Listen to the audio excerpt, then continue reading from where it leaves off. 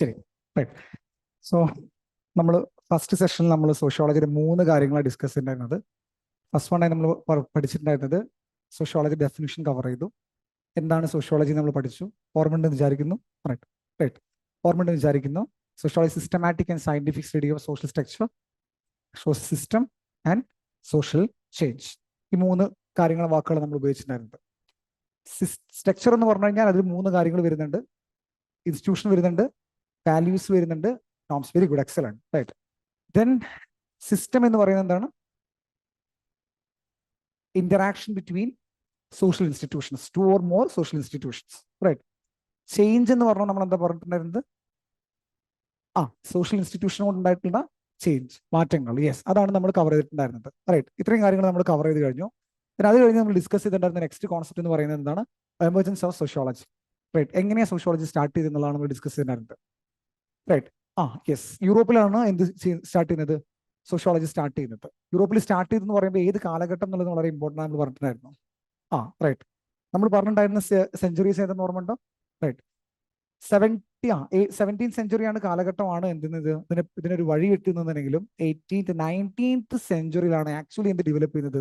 Sociology develop ചെയ്യുന്നത് 19th century. ഇപ്പൊ 19th century branch ആയിട്ടാണ് നമ്മൾ സാധാരണ എന്ത് ചെയ്യുന്നത്? സോഷ്യോളജി പറയുന്നത്. പക്ഷെ 19th സെഞ്ചുറി ബ്രാഞ്ച് എന്ന് പറയുമ്പോഴും സോഷ്യോളജിയുടെ സ്റ്റാർട്ടിങ് എവിടുന്ന വരുന്നത്? 4th സെഞ്ചുറി മുതൽ തന്നെ വരുന്നുണ്ട്. അതിന്റെ ക്യോസാണ് എന്തിലേക്ക് വരുന്നത്? റിനൈൻസൻസിലേക്ക് എത്തുന്നത്. ദെൻ അവിടെ നിന്ന് എന്തിലേക്ക് വരുന്നു? എൻലൈറ്റ്മെന്റിലേക്ക് വരുന്നു. എൻലൈറ്റ്മെന്റിന് ശേഷം നമ്മൾ എന്ത് ചെയ്യുന്നു? നമ്മൾ ഡിഫറൻസ് ആയിട്ടുള്ള 4 റെവല്യൂഷൻസ് നമുക്ക് ഉണ്ടെന്ന് പറയുന്നു. ഈ 4 റെവല്യൂഷൻ എല്ലാം കൂടി ചേർന്ന് എന്തുണ്ടാക്കുന്നു? വലിയ രൂപത്തിലുള്ള ചേഞ്ച് എവിടെ ക്രിയേറ്റ് ചെയ്യുന്നു? യൂറോപ്യൻ സൊസൈറ്റിയിൽ ക്രിയേറ്റ് ചെയ്യുന്നു. ആ ചേഞ്ചിനെ കുറിച്ച് പഠിക്കാൻ വേണ്ടിയിട്ടാണ് സോഷ്യോളജി എന്ന ബ്രാഞ്ച് ഡെവലപ്പ് ചെയ്തെന്നുള്ളതാണ് നമ്മൾ പറഞ്ഞിട്ടുണ്ടായിരുന്നത്. ക്ലിയർ ആണോ ഞാൻ ഈ പറഞ്ഞ കോൺസെപ്റ്റ്?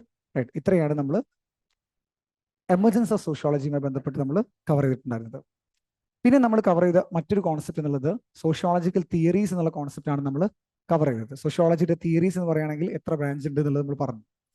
ആ തിയറിയിലേക്ക് കടന്ന സമയത്ത് നമ്മൾ പ്രൈമറിലി പറഞ്ഞിട്ടുണ്ടായിരുന്ന പോയിന്റ് എന്നുള്ളത് സോഷ്യോളജിക്കൽ തിയറീസ് എപ്പോൾ പഠിക്കുക, സോഷ്യോളജിയിൽ എന്തൊരു കോൺസെപ്റ്റിനെ കുറിച്ച് നമ്മൾ പഠിക്കുകയാണെങ്കിലും നമ്മൾ അതിനെക്കുറിച്ച് കവർ ചെയ്യേണ്ടത് എങ്ങനെയാണ്? What it is, what it is, why it is, how it is. സോഷ്യോളജിയിൽ ഒരിക്കലും എന്തില്ല? യെസ് ഓർ നോ ഇല്ല, ഓർ ഗുഡ് ഓർ ബാഡ് ഇല്ല എന്നുള്ളത് ഓർത്ത് വെക്കാം. ഏതൊരു കോൺസെപ്റ്റിനെ കുറിച്ച് സോഷ്യോളജി ചോദിച്ചു കഴിഞ്ഞാൽ നമുക്ക് അതിന്റെ ഗുഡും ബാഡും ഒന്നും പറയാൻ വേണ്ടി പറ്റില്ല. അങ്ങനെയല്ല, ഒരു സ്റ്റാൻഡ് എടുക്കാൻ വേണ്ടി പറ്റില്ല. മറിച്ച് എന്ത് ചെയ്യണം? ഒരു സ്റ്റാൻഡ് UPC ചോദിച്ചാൽ പോലും നമുക്ക് എന്ത് ചെയ്യണം? അതിന് കൗണ്ടറായിട്ട് മറ്റൊരു സ്റ്റാൻഡ് ഇടുന്നത് ഓർത്ത് വെക്കാം. ക്ലിയർ ആണോ? അതുകൊണ്ട് തന്നെ ആൻസർ റൈറ്റിംഗ് ചെയ്യുന്ന സമയത്തും നമ്മൾ വളരെ കോഷ്യസ് ആയിരിക്കണം. റൈറ്റ്, നമ്മൾ ആൻസർ ഇടുന്ന സമയത്ത് നമ്മൾ എന്ത് ചെയ്യണം? വളരെയധികം നമ്മൾ എന്ത് ചെയ്യണം? നന്നായി ശ്രദ്ധിച്ചിട്ട് വേണം സോഷ്യോളജി ആൻസർ എഴുതാൻ. ആൻസർ വലിയ ബുദ്ധിമുട്ടൊന്നുമില്ല, എഴുതാൻ വലിയ ബുദ്ധിമുട്ടൊന്നുമില്ല. പക്ഷെ ആൻസർ ഇടുന്ന സമയത്തും നമ്മൾ എന്ത് ചെയ്യണം? നമ്മൾ അതിന്റെ ഒരു ഡയമെൻഷൻ മാത്രം പറഞ്ഞാൽ പോലെ നമ്മൾ എന്ത് ചെയ്യണം? മറ്റൊരു ഡയമെൻഷൻ കൂടി നമ്മൾ പറയേണ്ടി വരും. ഫോർ എക്സാമ്പിൾ, കാസ്റ്റ് സിസ്റ്റം എന്നുള്ള കോൺസെപ്റ്റ് അല്ലെങ്കിൽ കാസ്റ്റ് സിസ്റ്റം എന്ത് ചെയ്യുക? സൊസൈറ്റിയിൽ ഒരു വലിയൊരു പ്രശ്നമാണെന്നിട്ടാണ് പറയുന്നുണ്ടെങ്കിൽ സോഷ്യോളജിക്കൽ പേഴ്സ്പെക്റ്റീവ്സിൽ അതൊരു ഇഷ്യൂ തരുന്നു, ഒരു സ്റ്റേറ്റ്മെന്റ് തരുന്നു. കാസ്റ്റ് എന്താണ്? ഒരു മോഡേൺ ട്രബിൾ ആണ്, അല്ലെങ്കിൽ എന്താണ്? ഇന്ത്യൻ സൊസൈറ്റിയുടെ ഹിസ്റ്ററി മുതൽ എടുത്ത് നോക്കുകയാണെങ്കിൽ ഇതുവരെയുള്ള കാലഘട്ടം നോക്കുകയാണെങ്കിൽ കാസ്റ്റ് എന്ത് ചെയ്യുന്നുണ്ട്? കാസ്റ്റ് സിസ്റ്റം വലിയ രൂപത്തിലുള്ള സ്ട്രക്ചറൽ ഇൻഇക്വാലിറ്റി ക്രിയേറ്റ് ചെയ്യുന്നുള്ളതായിരിക്കും സ്റ്റേറ്റ്മെന്റ് ആയി തന്നിട്ടുണ്ടാവുക. റൈറ്റ്, എന്നിട്ട് ഡിസ്കസ് എന്ന് പറഞ്ഞിട്ടോ അല്ലെങ്കിൽ എന്ത് ചെയ്യാം? നമ്മളോട് ഇലോബറേറ്റ് എന്ന് പറഞ്ഞിട്ടോ എക്സാമിൻ എന്ന് പറഞ്ഞിട്ടായിരിക്കും വന്നിട്ടുണ്ടാവുക. അപ്പൊ ഒരു കാരണവശാലും കാസ്റ്റ് മോശമാണെന്ന് മാത്രം എഴുതി വെച്ചാൽ പോരാ. കാരണം കോൺഫ്ലിക്ട് പേഴ്സ്പെക്റ്റീവ് മാത്രം എഴുതി വെച്ചാൽ പോരാ, നമുക്ക് എന്തുണ്ട്? ഫങ്ഷണൽ പേഴ്സ്പെക്റ്റീവ് ഉണ്ട് എന്നുള്ളത് ഓർത്ത് വെക്കണം. ഇപ്പൊ മനസ്സിലായി നിങ്ങൾക്ക്? എങ്ങനെയാ കഴിഞ്ഞ രാവിലത്തെ ക്ലാസ്സിൽ നമ്മൾ പറഞ്ഞിട്ടുണ്ടായിരുന്നു ഈ പേഴ്സ്പെക്റ്റീവ് ഒക്കെ പഠിച്ചിട്ടുണ്ടായിരുന്നു. ചോദിച്ചോളൂ.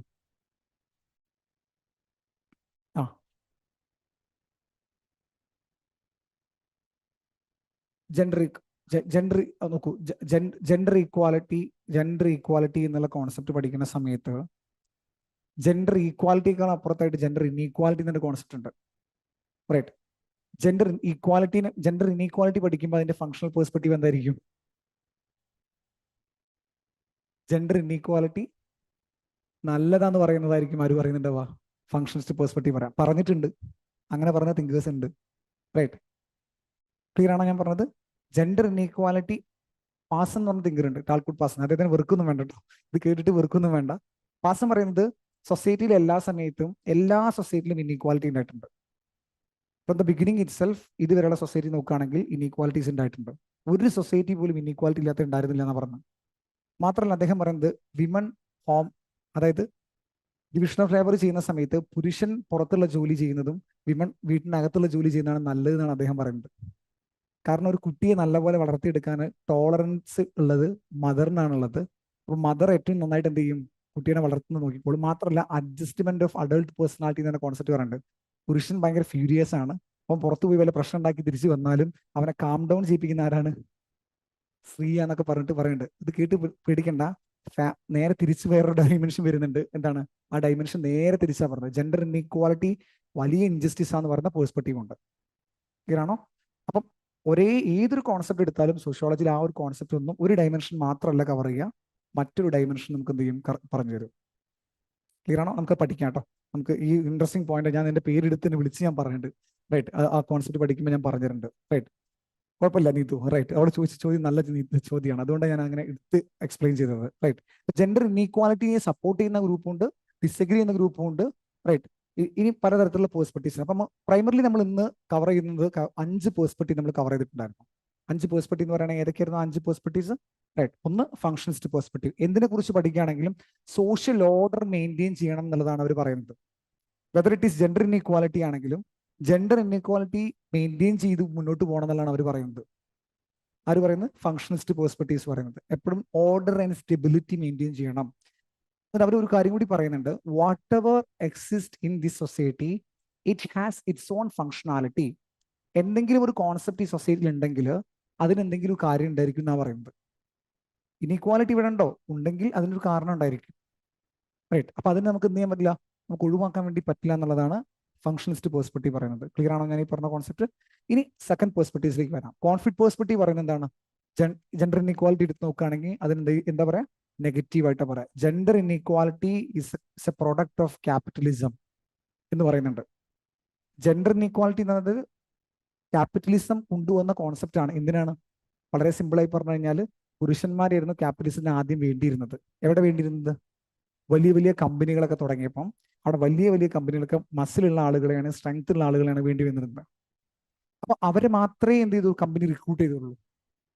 കമ്പനി ഒരു കാരണവശാലും എന്ത് ചെയ്തില്ല, സ്ത്രീകളെ റിക്രൂട്ട് ചെയ്തില്ല. റൈറ്റ്, പക്ഷെ അഗ്രികൾച്ചർ രണ്ടുപേർക്കും പറ്റുമായിരുന്നു. അപ്പൊ അഗ്രികൾച്ചർ സൊസൈറ്റിയിൽ നിന്ന് ക്യാപിറ്റലിസ്റ്റ് സൊസൈറ്റിയിലേക്ക് നമ്മൾ മാറിക്കഴിഞ്ഞപ്പോൾ എന്താ സംഭവിച്ചെന്ന് ചോദിക്കുകയാണെങ്കിൽ ആദ്യകാലത്തെ ക്യാപിറ്റലിസ്റ്റ് സൊസൈറ്റിക്ക് മൊത്തം മെസ്കുലിൻ ആയിട്ടുള്ള മെന്നെ മതിയായിരുന്നു. റൈറ്റ്, സ്ട്രോങ് ആയിട്ടുള്ള മെന്നെ മതിയായിരുന്നു. ഈ സ്ട്രോങ് മെന്നിന് എന്തിനാ വേണ്ടത്?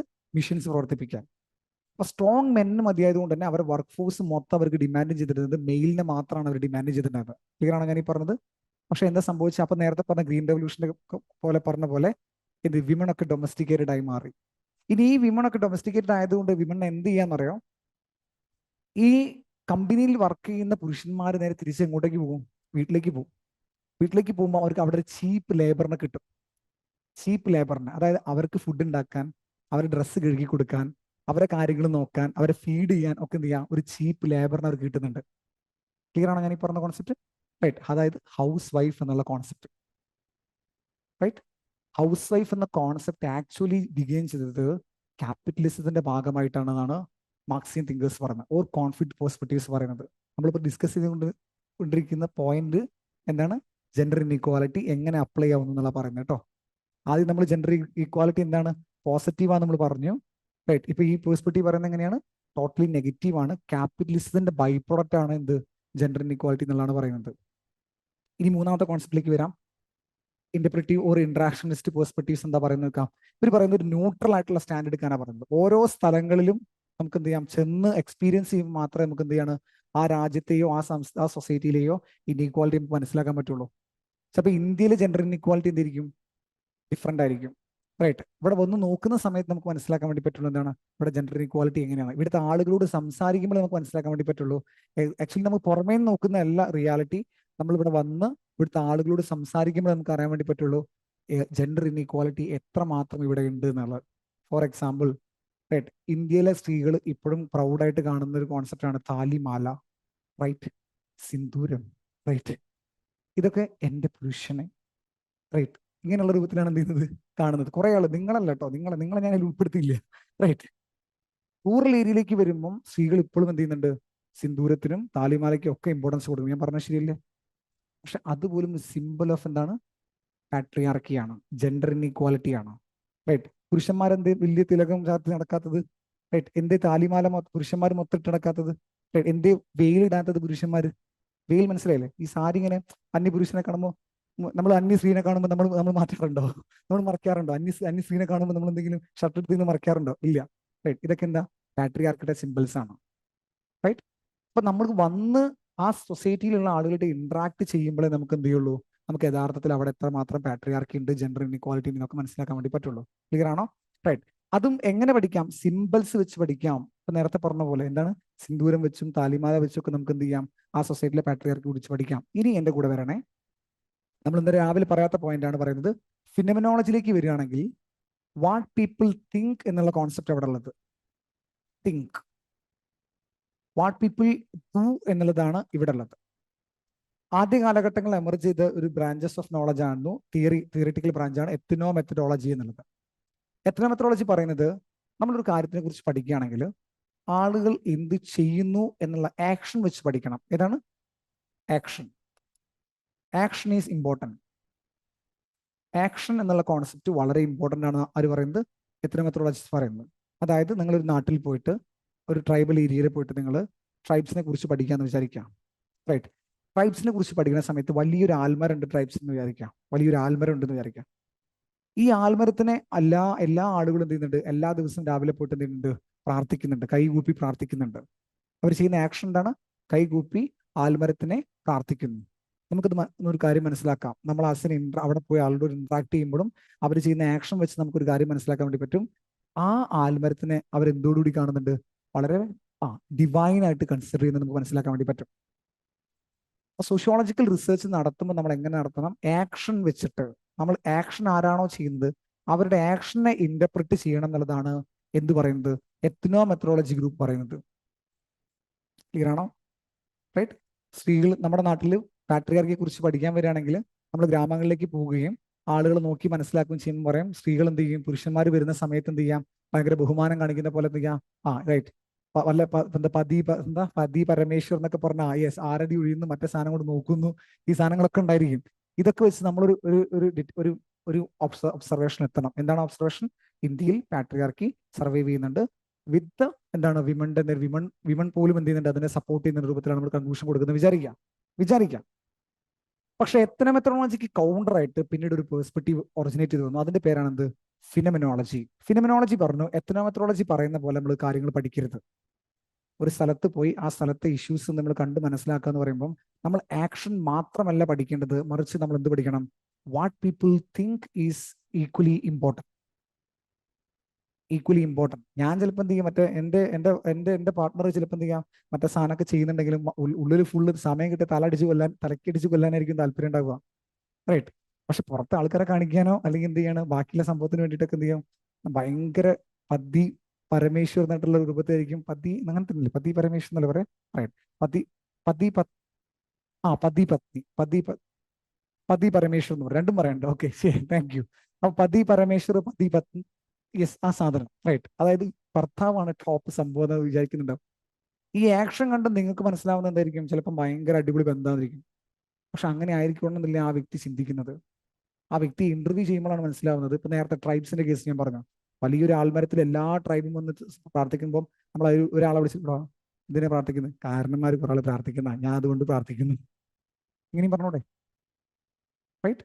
അപ്പം സോഷ്യോളജിക്കലി നമ്മളൊരു കാര്യത്തിനെ കുറിച്ച് പഠിക്കുമ്പം സിമ്പിൾസിന് ഇമ്പോർട്ടൻസ് കൊടുത്ത് പഠിക്കണം എന്ന് പറയുന്ന ബ്രാഞ്ചിനെ വിളിക്കുന്ന പേരാണ് സിംബോളിക് ഇന്ററാക്ഷനിസ്റ്റ് പേഴ്സ്പെക്റ്റീവ്. നമ്മൾ കൂടുതൽ കവർ ചെയ്യാണ്ട്, ഡീറ്റെയിൽ ആയിട്ട് കവർ ചെയ്യാണ്ട്, നമുക്കത് കവർ ചെയ്യുന്ന സമയത്ത്, തിയറി പഠിക്കുന്ന സമയത്ത് നമുക്ക് എന്ത് ചെയ്യാം? കൂടുതൽ പഠിക്കാം. റൈറ്റ്. ഒരാഴ്ചത്തെ ക്ലാസ് തന്നെ എടുത്ത് നമുക്ക് ഇതെല്ലാ പേഴ്സ്പെക്റ്റീവും പഠിക്കാനുണ്ട്. നമുക്ക് അപ്പം എന്ത് ചെയ്യാം? ഓരോന്ന് പഠിക്കാം. പക്ഷെ ഐഡിയൽ കോർ ആയിട്ടുള്ള കാര്യം നമ്മൾ ഇപ്പോൾ പഠിച്ചു വെക്കണം. റൈറ്റ്. അപ്പം സിമ്പിൾസ് വെച്ച് പഠിക്കണം എന്ന് പറയുന്നവരാണ് ഇത് സിംബോളിക് ഇന്ററാക്ഷനിസ്റ്റ്. എന്നാൽ എത്നോ മെത്തഡോളജി പറയുന്നത് ആക്ഷൻ കണ്ട് നമ്മൾ എന്ത് ചെയ്യണം? നമ്മൾ പഠിക്കണം എന്ന് പറയുന്നുണ്ടോ? റൈറ്റ്. ആൻഡ് ഫിനോമിനോളജിസ്റ്റ് എന്താ പറയുന്നത്? തിങ്ക്. റൈറ്റ്. തോട്ടാണ് ഇമ്പോർട്ടൻറ്റ്. നമ്മൾ എന്ത് ചിന്തിക്കുന്നു എന്നുള്ളത് നമ്മൾ മനസ്സിലാക്കണം. അത് ആളോട് ഇന്ററാക്ട് ചെയ്യുമ്പോൾ നമുക്ക് കിട്ടുന്നുണ്ടാവുക, അയാൾ എങ്ങനെയാണ് ചിന്തിക്കുന്നത് എന്നുള്ളത്. സോ തോട്ടിൽ പഠിക്കണം എന്ന് പറയുന്നു, സിമ്പിൾസ് വെച്ച് പഠിക്കണം എന്ന് പറയുന്നു, ആക്ഷൻ വെച്ച് പഠിക്കണം എന്ന് പറയുന്നു. ഇതാണ് 3 പേഴ്സ്പെക്റ്റീവ് ആയിട്ട് വരുന്നത്. ക്ലിയർ ആണോ ഞാൻ ഈ പറഞ്ഞത്? ഇനി നമുക്കുള്ളത് മറ്റൊരു പോയിന്റ് എന്ന് പറയുന്നത് ഫെമിനിസ്റ്റ് പേഴ്സ്പെക്റ്റീവ് ആണത്. ഫെമിനിസ്റ്റ് പേഴ്സ്പെക്റ്റീവ്സ് ജെൻഡർ ഈക്വാലിറ്റിയെ കുറിച്ച് വളരെ ക്രിസ്റ്റൽ ക്ലിയർ ആയിട്ട് പറയും. എന്താണ്? ജെൻഡർ ഈക്വാലിറ്റി എന്നുള്ളത് ഒരുപാട് കാലങ്ങളായിട്ട് പുരുഷന്മാർ ഞങ്ങളെ സപ്രസ് ചെയ്യുന്ന രൂപത്തിലായിരിക്കും അവർ പറയുന്നുണ്ടായിരിക്കാം. റൈറ്റ്. സോഷ്യോളജിയെ കുറിച്ച് തന്നെ ഫെമിനിസ്റ്റ് പറയുന്ന ക്രിറ്റിസിസം അങ്ങനെയാണ്: sociology is not a main stream subject, it is a male stream subject എന്ന് പറയുന്നുണ്ട്. ഇപ്പം അല്ല കേട്ടോ, പണ്ട്. അതായത് സോഷ്യോളജിയുടെ ഫാദേഴ്സ് ഒക്കെ എടുത്തു പോയി കഴിഞ്ഞാൽ, ഏറ്റവും ഇമ്പോർട്ടൻ്റ് ആയിട്ടുള്ള ആളുകളൊക്കെ എടുത്തു കഴിഞ്ഞാൽ, ആദ്യകാലത്തെ തിങ്കേഴ്സിനെ മൊത്തമെടുത്താൽ സ്ത്രീകളില്ല, ഫീമെയിൽ തിങ്കേഴ്സ് ഇല്ല. റൈറ്റ്. എല്ലാം ഉള്ളത് ആരായിരുന്നു? മെയിൽ തിങ്കേഴ്സ് മാത്രം ഉണ്ടായിരുന്നു. സത്യമാണ്. അതായിരിക്കാം. പക്ഷെ ഇപ്പൊ അങ്ങനെയല്ല. ഇപ്പൊ എന്താണ്? ഇപ്പൊ അത് വളരെ ഇമ്പോർട്ടന്റ് പോയിന്റ് ആണത്. ചിന്തിക്കാൻ, ഫിലോസഫർ ആവാൻ വിമണിന് സമയം ഉണ്ടായിരുന്നില്ല. വിമണിന് അത്രമാത്രം എന്ത് ചെയ്യാണ് ബുദ്ധിമുട്ടുകളായിരുന്നു സൊസൈറ്റിയിൽ ഉണ്ടായിരുന്നത്. റൈറ്റ്. നന്നായി ഭക്ഷണം കഴിക്കുന്ന ആൾക്കാർക്കല്ലേ ഐഡിയ ഒക്കെ വരുള്ളൂ. റൈറ്റ്. ഈ ഭക്ഷണത്തിൽ തന്നെ സൊസൈറ്റി ഇൻഇക്വാലിറ്റി കാണിക്കുമ്പോൾ അവർക്ക് എന്ത് ചെയ്യാൻ ചിന്തിക്കാൻ പോലും പറ്റില്ല. ഭക്ഷണം മാത്രമല്ല ഞാൻ പറയുന്നത്, മറ്റു പല കാര്യങ്ങളും, സോഷ്യൽ സ്ട്രഗിൾസും ഇവിടെയാണ് വിമൺ പോയിട്ടുണ്ടായിരുന്നത്. പക്ഷെ എന്നാലും ഈ പുരുഷന്മാരെങ്കിൽ അറ്റ്ലീസ്റ്റ് വിമണിനെ കുറിച്ച് ചിന്തിക്കണ്ടേ? സോഷ്യോളജിയുടെ ഫോർഫാദേഴ്സ് ആയിട്ടുള്ള ആൾക്കാർ അവരും വലിയ രൂപത്തിൽ ചിന്തിച്ചിട്ടുണ്ടായിരുന്നില്ല എന്നുള്ളതാണ് ഫെമിനിസ്റ്റ് പെർസ്പെക്റ്റീവ് എന്തിനെ പറ്റി പറയുന്നത്, സോഷ്യോളജിയുടെ ജെൻഡർ ഇൻഇക്വാലിറ്റിയെ കുറിച്ച് പറയുന്നത്. റൈറ്റ്. സോഷ്യോളജി. ഇനി ഇതേ ഫെമിനിസ്റ്റ് പെർസ്പെക്റ്റീവ് ഫാമിലിയിലുള്ള ജെൻഡർ ഇൻഇക്വാലിറ്റി, റിലീജിയനിലുള്ള ജെൻഡർ ഇക്വാലിറ്റി, മറ്റ് നമ്മളന്ന് രാവിലെ കവർ ചെയ്ത പോലുള്ള എല്ലാ ബ്രാഞ്ചിലുള്ള ഇൻഇക്വാലിറ്റിയെ കുറിച്ച് അവർ എന്ത് ചെയ്യുന്നുണ്ട്, സംസാരിക്കുന്നുണ്ട്. ക്ലിയർ ആണോ ഞാൻ ഈ പറഞ്ഞ concept? Right. And last one, post modern perspective പറയുന്നത് ഓരോ സൊസൈറ്റിയിലെയും ജെൻഡർ ഇൻഇക്വാലിറ്റി എന്ന് പറയുന്നത് ഡിഫറെൻ്റ് ആണ്. നമ്മൾ അവിടെ പോയി എക്സാമിൻ ചെയ്ത് എക്സ്പീരിയൻസ് ചെയ്താൽ മാത്രമേ നമുക്ക് എന്ത് ചെയ്യാൻ വേണ്ടി പറ്റുള്ളൂ, നമുക്ക് ആ കോൺസെപ്റ്റിനെ കുറിച്ചിട്ട് നമുക്ക് എന്ത് ചെയ്യാൻ പറ്റും, എന്തെങ്കിലും പറയാൻ വേണ്ടി പറ്റുള്ളൂ. ജനറലി ലോകത്ത് എല്ലായിടത്തും ഇൻഇക്വാലിറ്റി പറയാൻ വേണ്ടി പറ്റില്ല. ജനറലി നമുക്ക് എല്ലാ റിലീജിയൻ ഇൻഇക്വൽ ആണെന്ന് പറയാൻ വേണ്ടി പറ്റില്ല. ബഹായ് കമ്മ്യൂണിറ്റി എന്നൊരു കമ്മ്യൂണിറ്റി ഉണ്ട്. ബഹായ് കമ്മ്യൂണിറ്റി നമ്മൾ തന്നെ ക്ലാസ്സിൽ ഡിസ്കസ് ചെയ്തിട്ടുണ്ട് ഇന്ത്യൻ സൊസൈറ്റിയിൽ.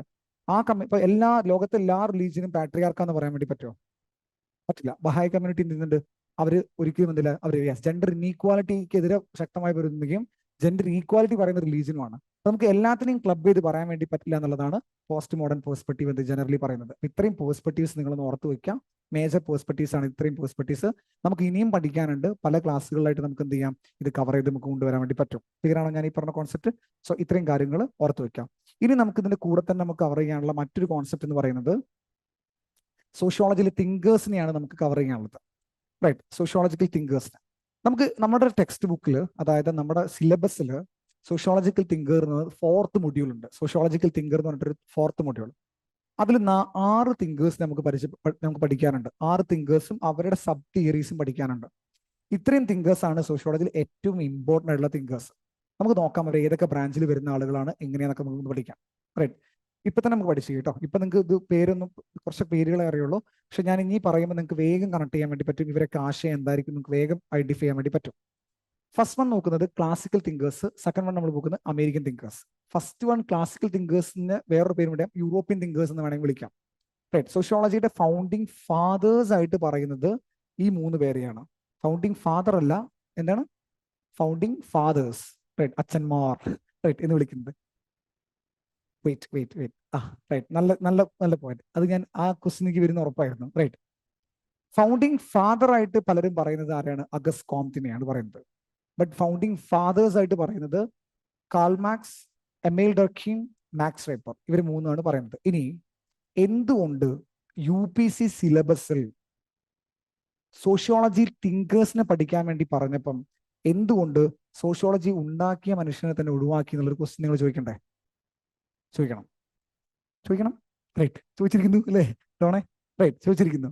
നോക്കൂ, സോഷ്യോളജിയുടെ തിങ്കേഴ്സിനെ പറയുന്ന സമയത്ത് ഈ കോൺസെപ്റ്റ് ഡെവലപ്പ് ചെയ്ത, ഈ ബ്രാഞ്ച് ഡെവലപ്പ് ചെയ്ത മനുഷ്യനെ പോലും നമ്മൾ എന്ത് ചെയ്യില്ല, ഉൾപ്പെടുത്തിയിട്ടില്ല ഇതിൽ. എന്തുകൊണ്ടാ? അഗസ്റ്റ് കോംപ്റ്റന്റെ ഹിസ്റ്ററി പരിശോധിക്കുമ്പം അദ്ദേഹത്തിന്റെ ഫസ്റ്റത്തെ ആദ്യ കാലഘട്ടത്തിലെ അദ്ദേഹത്തിന്റെ തിയറി എല്ലാം തന്നെ കിടിലൻ തിയറീസ് ആയിരുന്നു. റൈറ്റ്. പക്ഷെ അദ്ദേഹത്തിന് അവസാനമായി കഴിഞ്ഞപ്പം അദ്ദേഹത്തിന് ഭയങ്കര ഇഷ്ടമായിരുന്നു അദ്ദേഹത്തിന്റെ വൈഫിനെ ഭയങ്കര ഇഷ്ടമുള്ള മനുഷ്യനായിരുന്നു. വൈഫ് എന്ത് ചെയ്തു? മരിച്ചു. വൈഫ് മരിച്ചതിന് ശേഷം അദ്ദേഹത്തിന്റെ കിളിയൊക്കെ പോയി എന്നാണ് സാധാരണ പറയുന്നത്. അതിന് കാരണമുണ്ട്. കിളി പോയി എന്ന് പറയാനുള്ള ഒരു റീസണുണ്ട്. നിങ്ങൾ ബ്രസീലിന്റെ ഫ്ലാഗ് കണ്ടിട്ടുണ്ടോ? Brazil flag. യെസ്. യെല്ലോ ഒരു എന്താണ്, ഗ്രീനിന്റെ ഉള്ളിലൊരു നീല ബോളിന്റെ ഉള്ളിൽ കൂടെ ഒരു എഴുത്ത് പോകുന്നുണ്ടായിരിക്കും. ശ്രദ്ധിച്ചിട്ടുണ്ടോ? ബ്രസീലിന്റെ ഫ്ലാഗിൽ ബോളിന്റെ ഉള്ളിൽ കൂടെ ഒരു എഴുത്തും പോകുന്നുണ്ടായിരിക്കും. റിലീജിയൻ ഓഫ് ഹ്യൂമാനിറ്റി എന്ന് പറഞ്ഞിട്ടൊരു കോൺസെപ്റ്റ് ആണ് അത് പോകുന്നത്. റൈറ്റ്. ബ്രസീലിൽ one of the largest religion ആയിട്ട് കൺസിഡർ ചെയ്യപ്പെടുന്ന റിലീജിയൻ ഓഫ് ഹ്യൂമാനിറ്റി എന്ന് പറഞ്ഞൊരു റിലീജിയൻ ഉണ്ട്. Religion of humanity. ഈ റിലീജിയൻ ക്രിയേറ്റ് ചെയ്ത ആരാന്നറിയാം? അഗസ്റ്റ് കോംപ്റ്റ് ആണ്. അതായത് മുഹമ്മദ് നബി അല്ലെങ്കിൽ ഇപ്പൊ എന്താ പറയുക, ജീസസ് ക്രൈസ്റ്റ് ഒക്കെ പോലെ തന്നെ എന്താണ് ഒരു റിലീജിയൻ ക്രിയേറ്റ് ചെയ്ത മനുഷ്യനാണ് ആര്? അഗസ്റ്റ് കോംപ്റ്റ്. ഇപ്പൊ പോയില്ലേ, താല്പര്യം മൊത്തം പോയില്ലേ? റൈറ്റ്. കാരണം നമ്മൾ പഠിക്കാൻ വേണ്ടി പോകുന്ന റിലീജിയനെ കുറിച്ച് നമ്മൾ റിലീജിയൻ നല്ലതാണോ മോശം, what it is, why it is, how it is നമ്മൾ പഠിച്ചാൽ മതി. റൈറ്റ്. പക്ഷെ ആ മനുഷ്യൻ എന്താ ചെയ്തത്? ഒരു റിലീജിയൻ തന്നെ ഉണ്ടാക്കി. എക്സിസ്റ്റിംഗ് റിലീജിയൻ ഒക്കെ പ്രശ്നമാണ്. അതുകൊണ്ട് ഹ്യൂമാനിറ്റിയുടെ റിലീജിയൻ ഉണ്ടാക്കാന്നുണ്ട്. പിന്നെ കുറച്ച് കഴിഞ്ഞപ്പോൾ അദ്ദേഹം ഡീവിയേറ്റ് ചെയ്ത് പോയി, ഒരു റിലീജിയനൊക്കെ ഉണ്ടാക്കിപ്പോയി. അതുകൊണ്ടാണ് കോംപ്റ്റിനെ എന്തായിട്ട് കൺസിഡർ ചെയ്യാത്തത്? കോംപ്റ്റിന് ഒരു അബ്സല്യൂട്ട് ആയിട്ടുള്ള സോഷ്യോളജിക്കൽ തിങ്കറായിട്ട് കൺസിഡർ ചെയ്യാത്തത്. അദ്ദേഹം എന്ത് ചെയ്യാണ്, സോഷ്യോളജി ഡെവലപ്പ് ചെയ്താണെങ്കിൽ പോലും അദ്ദേഹത്തിന് എന്തുകൊണ്ട് എന്തില്ല ക്ലാസിക്കൽ തിങ്കറായിട്ട് കൺസിഡർ ചെയ്യുന്നില്ല എന്ന് ചോദിച്ചാൽ, സ്വന്തമായി റിലീജിയനൊക്കെ ഉണ്ടാക്കിയ മനുഷ്യനായതുകൊണ്ട് അദ്ദേഹം എന്ത് കൺസിഡർ ചെയ്യുന്നില്ല? അദ്ദേഹത്തിന് ഇത് പരിഗണിക്കേണ്ട എന്നുള്ളതാണ് UPC ഡിസൈഡ് ചെയ്തത്. ക്ലിയർ ആണോ? UPC മാത്രമല്ല, സോഷ്യോളജിക്കൽ സ്പിയറിലും എന്താണ് അഗസ്റ്റ് കോംപ്റ്റിനെ മാറ്റി നിർത്തുന്നതിന്റെ മെയിൻ റീസൺ എന്ന് പറയുന്നത് ഇതാണ്. ലോജിക്കലി അദ്ദേഹത്തിന്റെ അവസാന കാലഘട്ടത്തിൽ അദ്ദേഹം ഡെവലപ്പ് ചെയ്ത തിയറീസിലൊന്നും തന്നെ ലോജിക്കൽ എവിഡൻസ് ഉണ്ടായിരുന്നില്ല എന്നുള്ളതാണ് പറയുന്നത്. ലോജിക്കൽ എവിഡൻസ് ഇല്ലാത്ത തിയറി ഒരു മനുഷ്യൻ പറഞ്ഞിട്ടുണ്ടെങ്കിൽ അദ്ദേഹത്തിന് എന്ത് ചെയ്യാൻ പറ്റില്ല? നമുക്കൊരു പൈനിയർ ഓഫ് സബ്ജക്ട് എന്ന് വിളിക്കാൻ വേണ്ടി പറ്റില്ല എന്നുള്ളതാണ് കൺസിഡർ ചെയ്യുന്നത്. ക്ലിയർ ആണോ ഞാൻ ഈ പറഞ്ഞത്? ഇനി നമുക്ക് ആൻസർ കിട്ടിയില്ലേ എന്തുകൊണ്ടാണ് അഗസ്റ്റ് കോംപ്റ്റിനെ മാറ്റി നിർത്തിയെന്നുള്ളത്? റൈറ്റ്. ഇനി നമുക്ക് നോക്കാം, 3 പേരെയാണ് നമ്മൾ ഫൗണ്ടിങ് ഫാദേഴ്സ് എന്ന് വിളിക്കുന്നത്. ഈ 3 പേരിൽ നമുക്ക് ആദ്യം വരുന്ന ആരാണ്? Karl Marx. ഞാൻ ഇനി പറയുമ്പോൾ തന്നെ നിങ്ങൾക്ക് അദ്ദേഹം എന്തായിരിക്കും സംസാരിക്കാൻ നിങ്ങൾക്ക് മനസ്സിലാവും. മാർക്സിന്റെ കോൺസെപ്റ്റിനെ വിളിക്കുന്നത്, അല്ലെങ്കിൽ മാർക്സ് ഏത് പേഴ്സ്പെക്റ്റീവ് എന്ന് പറഞ്ഞു കഴിഞ്ഞാൽ കോൺഫ്ലിക്ട് പേഴ്സ്പെക്റ്റീവ് ആണ്. കോൺഫ്ലിക്ട് പേഴ്സ്പെക്റ്റീവ് ആണ്. മാർക്സ് എന്തിനെ കുറിച്ച് പറയുകയാണെങ്കിൽ എങ്ങനെയായിരിക്കും പറഞ്ഞിട്ടുണ്ടാവുക? Negative sense. ഫാമിലിയെ കുറിച്ച് പറഞ്ഞോ, ധൈര്യമായിട്ട് പറഞ്ഞോ. ഫാമിലിയെ കുറിച്ച്, മാരേജിനെ കുറിച്ച്, റിലീജിയനെ കുറിച്ച്, റൈറ്റ്, എഡ്യൂക്കേഷൻ ഇൻസ്റ്റിറ്റ്യൂഷൻസിനെ കുറിച്ചിട്ട് നെഗറ്റീവ്. റൈറ്റ്, അതാണ് കേട്ടോ, സത്യമാണ്. ഓക്കെ, ഇതൊക്കെ ക്യാപിറ്റലിസ്റ്റ് കൺട്രോൾ ചെയ്യുന്ന ഇൻസ്റ്റിറ്റ്യൂട്ടാണെന്ന് പറഞ്ഞത്. എഡ്യൂക്കേഷൻ ഇൻസ്റ്റിറ്റ്യൂഷൻ എങ്ങനെയാണ് അദ്ദേഹം പറഞ്ഞതറിയോ? എഡ്യൂക്കേഷൻ ഇൻസ്റ്റിറ്റ്യൂഷൻസ് ആക്ച്വലി ആർക്ക് വേണ്ടി? എംപ്ലോയീസിന് ഉണ്ടാക്കാന്ന് പറഞ്ഞത്. ക്യാപിറ്റലിസ്റ്റിന് വേണ്ടി എംപ്ലോയീസിന് ഉണ്ടാക്കുന്ന ഒരു ഫാക്ടറിയാണ് എഡ്യൂക്കേഷൻ ഇൻസ്റ്റിറ്റ്യൂഷൻസ് എന്ന് പറഞ്ഞത്. നിങ്ങളിപ്പോൾ നോക്ക്, ഗവൺമെന്റിന് വേണ്ടി എന്താണ് ഒരു വർക്കേഴ്സിന് ഉണ്ടാക്കുന്ന ഇൻസ്റ്റിറ്റ്യൂട്ടിനല്ലേ നമ്മൾ ഈ പറഞ്ഞ ഇൻസ്റ്റിറ്റ്യൂട്ടും? ഇന്നേ സെൻസ് ആലോചിച്ച് കഴിഞ്ഞാൽ അല്ലേ, നിങ്ങളൊക്കെ അഡ്മിനിസ്ട്രേറ്റീവ് ഓഫീസേഴ്സ് ആകുമ്പോൾ, അഡ്മിനിസ്ട്രേറ്റീവ് ഓഫീസേഴ്സ് ആവുക എന്ന് പറഞ്ഞാൽ ഒരു വർക്കേഴ്സാണ്. ആരെ വർക്കേഴ്സാണ്? ഗവൺമെന്റ് വർക്കേഴ്സാണ്. അത് ഉണ്ടാക്കുന്ന ഒരു ഇൻസ്റ്റിറ്റ്യൂട്ടാണ് ഇത്. റൈറ്റ്, മാർക്സ് പറഞ്ഞത്. അപ്പൊ ഗവൺമെന്റ് കുറ്റപ്പെടുക, ഗവൺമെന്റേ ഫ്രോഡാണെന്നാണ് ആര് പറഞ്ഞത്? മാർക്സ് പറഞ്ഞത്. അതെ, very good, excellent question, excellent question. അന്നത്തെ കാലത്ത് ഇയാളെ തട്ടിക്കളഞ്ഞിട്ടില്ലെന്ന്. അന്നത്തെ കാലത്ത് ഇയാൾക്കെതിരെ വലിയ രൂപത്തിലുള്ള ശത്രുക്കൾ ഉണ്ടായിരുന്നു. ഇന്നത്തെ കാലത്ത് ഇയാൾക്കെതിരെ ശത്രുക്കളുണ്ട്. ഈ കമ്മ്യൂണിസ്റ്റ് എന്ന് പറഞ്ഞ ആൾക്കാരുണ്ടല്ലോ, കമ്മ്യൂണിസ്റ്റ്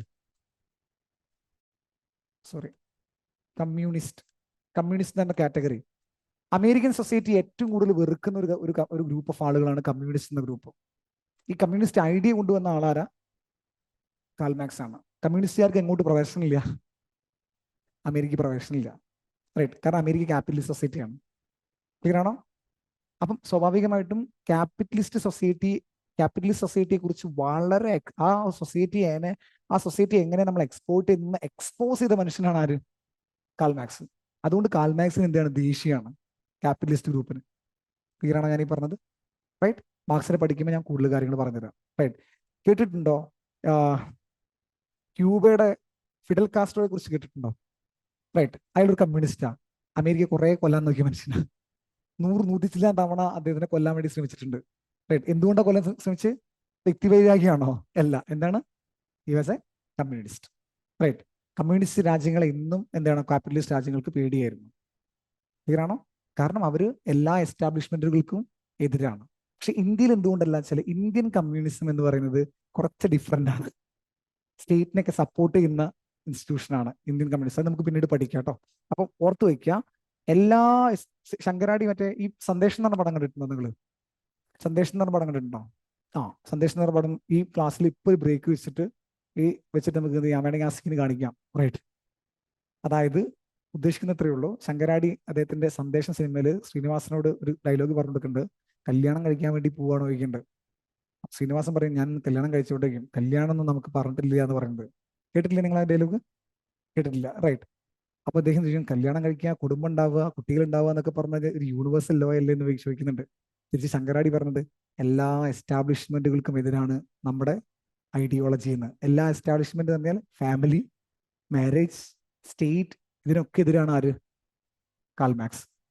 കാൾ മാർക്സ് പറഞ്ഞത് കമ്മ്യൂണിസ്റ്റ് സൊസൈറ്റിയിൽ ഒരു മനുഷ്യനും എന്ത് ചെയ്യില്ല, മറ്റൊരു മനുഷ്യനെ ഡോമിനേറ്റ് ചെയ്യില്ല. റൈറ്റ്, എല്ലാവരും എന്തായിരിക്കും, ഈക്വൽ ആയിരിക്കും. റൈറ്റ്, അത് ഭാവിയിൽ വരും എന്നൊക്കെയാണ് പറഞ്ഞത്. നമുക്കതൊക്കെ പിന്നീട് പഠിക്കാം. ഞാൻ തിയറി പഠിപ്പിക്കുന്ന സമയത്ത് ഞാൻ വ്യക്തമാക്കി നിങ്ങൾക്ക് പഠിപ്പിച്ചു തരാം. റൈറ്റ്, ഇപ്പൊ ഒരു കാര്യം ആലോചിച്ച് വെക്കാം. ഇദ്ദേഹം കൺസിഡർ ചെയ്യുന്നത് എല്ലാ എസ്റ്റാബ്ലിഷ്മെന്റുകൾക്കും ആരെതിരാണ്? കാൾ മാർക്സ് എതിരാണ്. ഏതാ തിയറി അപ്പൊ അദ്ദേഹം പ്രൊപ്പോർട്ട് ചെയ്യുന്നത്? Conflict perspective. ഇനി നമുക്ക് അടുത്ത കോൺസെപ്റ്റ്, എമേൽ ഡർക്കീം. ഡർക്കീമിനെ നമ്മൾ വിളിക്കുന്നത് ഒരു ഫങ്ഷണൽ തിയറിസ്റ്റ് ആയിട്ടാണ്, തിങ്കർ ആയിട്ടാണ് കൺസിഡർ ചെയ്യുന്നത്. അപ്പൊ ഡർക്കീം എന്തായിരിക്കും, ഫാമിലിയെ കുറിച്ച് എന്താ പറയുക? ഡർക്കീം പോസിറ്റീവ്. റൈറ്റ്, അടിപൊളി, അതന്നെ. റൈറ്റ്, ദെൻ എഡ്യൂക്കേഷൻ ഇൻസ്റ്റിറ്റ്യൂഷനെ കുറിച്ചിട്ട് എന്താ പറയാ? ഡർക്കീം പോസിറ്റീവ്. റൈറ്റ്, നല്ലതാന്ന് പറയുന്നുണ്ടായിരിക്കും. റിലീജിയൻ എടുത്തോ, എന്താ പറയുന്നത്? പോസിറ്റീവ്. എല്ലാത്തിനെ കുറിച്ച് ഇദ്ദേഹം എന്താ പറയാ? പോസിറ്റീവായിട്ടാ പറയാം. റൈറ്റ്, ക്ലിയർ ആണല്ലോ ഞാൻ ഈ പറഞ്ഞത്? റൈറ്റ്, ഇതാണ് എമിലി ഡർക്കീം. എമിലി ഡർക്കീം ഏത് ബ്രാഞ്ച്? ഇത് വളരെ ഇമ്പോർട്ടന്റ് ആണ്. നമുക്ക് കേൾക്കുമ്പോൾ നിങ്ങൾക്ക് വിചാരിക്കും ഇതൊക്കെ എന്തിനാ അത്ര നീട്ടി വലിച്ച് പറയുന്നത് വയ്ക്കും. പക്ഷേ നമുക്ക് ഇവരൊക്കെ തിയറി പഠിക്കാനുണ്ട്. അവരുടെ പേഴ്സ്പെക്റ്റീവ് ഏതാണെന്ന് വൃത്തിക്ക് അറിഞ്ഞാൽ മാത്രമേ നമുക്ക് എന്ത് ചെയ്യാൻ പറ്റുള്ളൂ, ഇവരെന്തൊക്കെയാണ് പറയാൻ വേണ്ടി പോകുന്നത് നമുക്ക് പറയാൻ വേണ്ടി പറ്റുള്ളൂ. ക്ലിയർ ആണോ ഞാൻ ഈ പറഞ്ഞത്? റൈറ്റ്, ദെൻ മാക്സ് വെബറിന്റെ കേസിലേക്ക് വരുന്ന സമയത്ത് മാക്സ് വെബർ എന്താ പറയുന്നത്? മാക്സ് വെബർ പറയുന്നത് ഏത് പേഴ്സ്പെക്റ്റീവ് മാക്സ് വെബർ വരുന്നത്? വെബറിനെ പറയുന്നത് വെബേറിയൻ പേഴ്സ്പെക്റ്റീവ്സ് എന്ന് വിളിക്കും, അല്ലെങ്കിൽ ഇന്റർപ്രറ്റീവ് പേഴ്സ്പെക്റ്റീവ് എന്ന് വിളിക്കും. റൈറ്റ്, നമ്മൾ നേരത്തെ ഇവിടെ കാണിച്ചിട്ടില്ലേ, ഇന്റർനാഷണലിസ്റ്റ് പേഴ്സ്പെക്റ്റീവ്സ് എന്ന് പറഞ്ഞല്ലേ? ഈ ഇന്റർനാഷണലിസ്റ്റ് പേഴ്സ്പെക്റ്റീവ്സ് ബിഗെയിൻ ചെയ്ത മനുഷ്യനാണ്, തുടങ്ങി വെച്ചിട്ടുള്ള മനുഷ്യനാണ്, ഇൻട്രൊഡക്ഷൻ ചെയ്തതാണ് വെബർ എന്നുള്ളത്. അപ്പൊ വെബർ എല്ലാ കാര്യത്തെയും കുറിച്ച് പറയുമ്പോൾ റാഷണൽ ആയിട്ടാണ് സംസാരിക്കുന്നുണ്ടാവുക. റാഷണൽ ആയിട്ടാണ് സംസാരിക്കുക. റാഷണൽ ആയിട്ട് സംസാരിക്കുക എന്ന് പറയുമ്പോൾ ന്യൂട്രൽ ആയിട്ടായിരിക്കും, റാഷണൽ ആയിട്ടായിരിക്കും ഇദ്ദേഹം എന്ത് ചെയ്യുക, കാര്യങ്ങളെ കുറിച്ച് പറയുന്നുണ്ടാവുക. റൈറ്റ്, ക്ലിയർ ആണോ ഞാൻ ഈ പറഞ്ഞത്?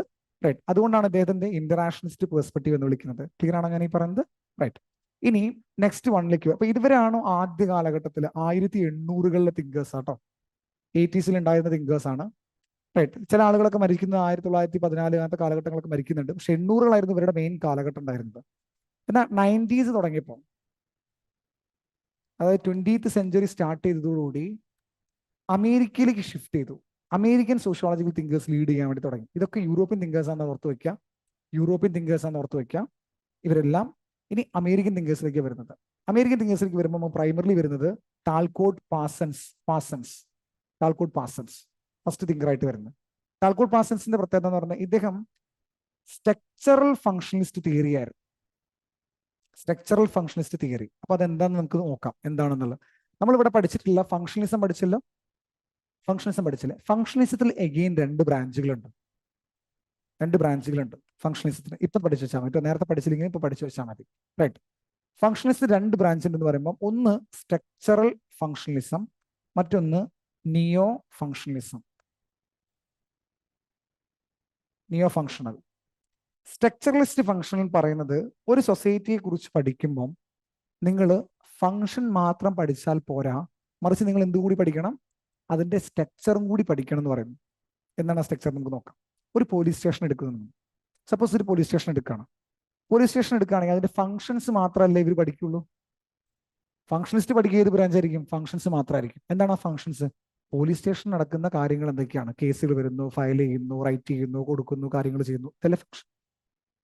ക്രിമിനൽസിനെ പിടിക്കുന്നു, പാസ്പോർട്ട് വെരിഫിക്കേഷന് പോകുന്നു, അല്ലെങ്കിൽ എന്ത് ചെയ്യുക, മന്ത്രിമാർക്ക് ഇവർക്ക് സെക്യൂരിറ്റി പോകുന്നു. ഇതൊക്കെയാണ് അവരുടെ ഫങ്ഷൻ. ഇത് മാത്രമേ ആര് പഠിക്കുള്ളൂ? ഫങ്ഷനിസ്റ്റ് പേഴ്സ്പെക്റ്റീവ് പഠിക്കുള്ളൂ. എന്നിട്ട് അവർ പറയും പോലീസ് ഉണ്ടായി കഴിഞ്ഞാൽ എന്ത് ചെയ്യുള്ളൂ, സൊസൈറ്റിയിൽ എന്താണ് നല്ല ഗുണങ്ങളെ ഉള്ളൂ എന്ന് മാത്രം പറയുന്നതാണ് ഫങ്ഷനിസ്റ്റ്. എന്നാൽ സ്ട്രക്ചറൽ ഫങ്ഷനിസ്റ്റ് പറയുന്നത് ഫങ്ഷൻ മാത്രം പഠിച്ചാൽ പോരാ, ആ പോലീസ് സ്റ്റേഷന്റെ സ്ട്രക്ചറും കൂടി നമ്മൾ പഠിക്കണം. അവിടുത്തെ ഹൈറാർക്കി നമ്മൾ നോക്കണം. ഓരോ വ്യക്തിയുടെയും പൊസിഷൻ എന്താ നമ്മൾ അണ്ടർസ്റ്റാൻഡ് ചെയ്യണം. ഫോർ എക്സാമ്പിൾ, ഒരു സാധാരണ ഒരു പോലീസ് സ്റ്റേഷൻ ആണെങ്കിൽ SI ഉണ്ടായിരിക്കും, താഴെ ASI ഉണ്ടായിരിക്കും, ഹെഡ് കോൺസ്റ്റബിൾസ് ഉണ്ടായിരിക്കും, പിന്നെ കോൺസ്റ്റബിൾസ് ഉണ്ടായിരിക്കും. ആ രൂപത്തിൽ സ്ട്രക്ചറും കൂടി വെച്ചിട്ട് നമ്മൾ എന്ത് ചെയ്യണം, നമ്മൾ പഠിക്കണം.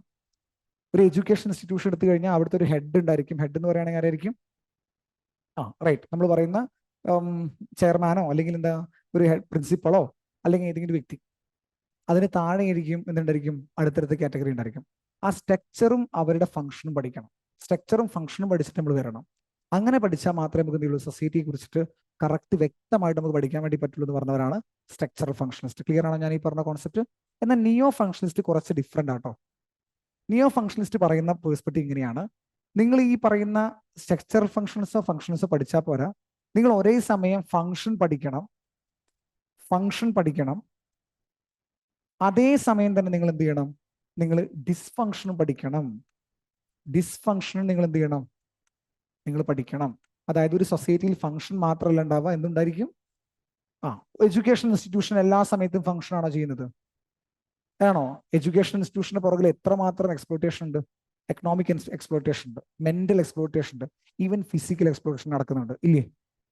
ഇല്ലേ? നല്ല രൂപത്തിൽ നടക്കുന്നുണ്ട്, നല്ല രൂപത്തിൽ നടക്കുന്നുണ്ട്. കുട്ടികൾ ആത്മഹത്യ ചെയ്തില്ലേ കോട്ടയിലൊക്കെ? കോട്ട എന്ന് പറഞ്ഞാൽ ഞാൻ ഉദ്ദേശിച്ച് രാജസ്ഥാനിൽ ഈ അടുത്ത് കഴിഞ്ഞ വർഷം, ഈ വർഷം തന്നെ, കഴിഞ്ഞ 4-5 മാസം തന്നെ, പ്രിലിംസിന് തൊട്ട് മുന്നേ ആയിട്ട് ഒരു ലേഡി ആത്മഹത്യ ചെയ്തു. അച്ഛനും അമ്മയും. റൈറ്റ്. ആ കുട്ടിയുടെ 4ാമത്തെ അറ്റംപ്റ്റ് ആയിരുന്നു സിവിൽ സർവീസിന്. റൈറ്റ്. 30 വയസ്സ്. പ്രഷർ താങ്ങാൻ പറ്റാതെ ആ കുട്ടി എന്ത് ചെയ്തു? ആത്മഹത്യ ചെയ്തു. കാരണം അച്ഛനും അമ്മയും എന്താണ്? പ്രിൻസിപ്പൽ സെക്രട്ടറീസ് ആണ്. മകളെ എങ്ങനെയെങ്കിലും IAS ആക്കണം എന്ന് ആഗ്രഹിച്ച് നടക്കുന്ന ആൾക്കാരാണ് അവർ. ആ കുട്ടിക്ക് എന്ത് ചെയ്യാൻ പറ്റില്ല? എക്സാം ക്വാളിഫൈ ചെയ്യാൻ വേണ്ടി പറ്റുന്നില്ല. കുട്ടി ആത്മഹത്യ ചെയ്തു.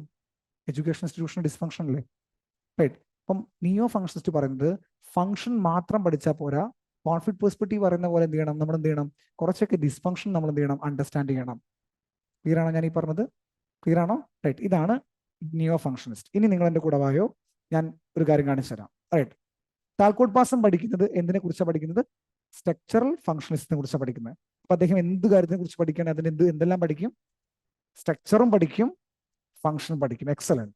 റോബർട്ട് കെ മേർട്ടനെ വിളിക്കുന്നത് സ്ട്രക്ചറൽ ഫംഗ്ഷനിസ്റ്റ് എന്ന് വിളിക്കുന്നുണ്ട്, അതേസമയം തന്നെ നിയോ ഫംഗ്ഷനിസ്റ്റ് എന്നും വിളിക്കുന്നുണ്ട്. അപ്പം റോബർട്ട് കെ മേർട്ടൻ എന്ത് കാര്യത്തിനെ കുറിച്ച് പഠിക്കുകയാണെങ്കിൽ എങ്ങനെ പഠിക്കും? ഫംഗ്ഷനും പഠിക്കും. Very good, excellent. ഡിസ്ഫങ്ഷനും പഠിക്കും. റൈറ്റ്. ക്ലിയർ ആണോ ഞാൻ ഈ പറഞ്ഞത്? റൈറ്റ്. ദെൻ ലാസ്റ്റ് വൺ വരുന്നത് GH Mead. GH Mead symbolic interactionism. Symbolic interactionism എന്ന് പറയുമ്പോൾ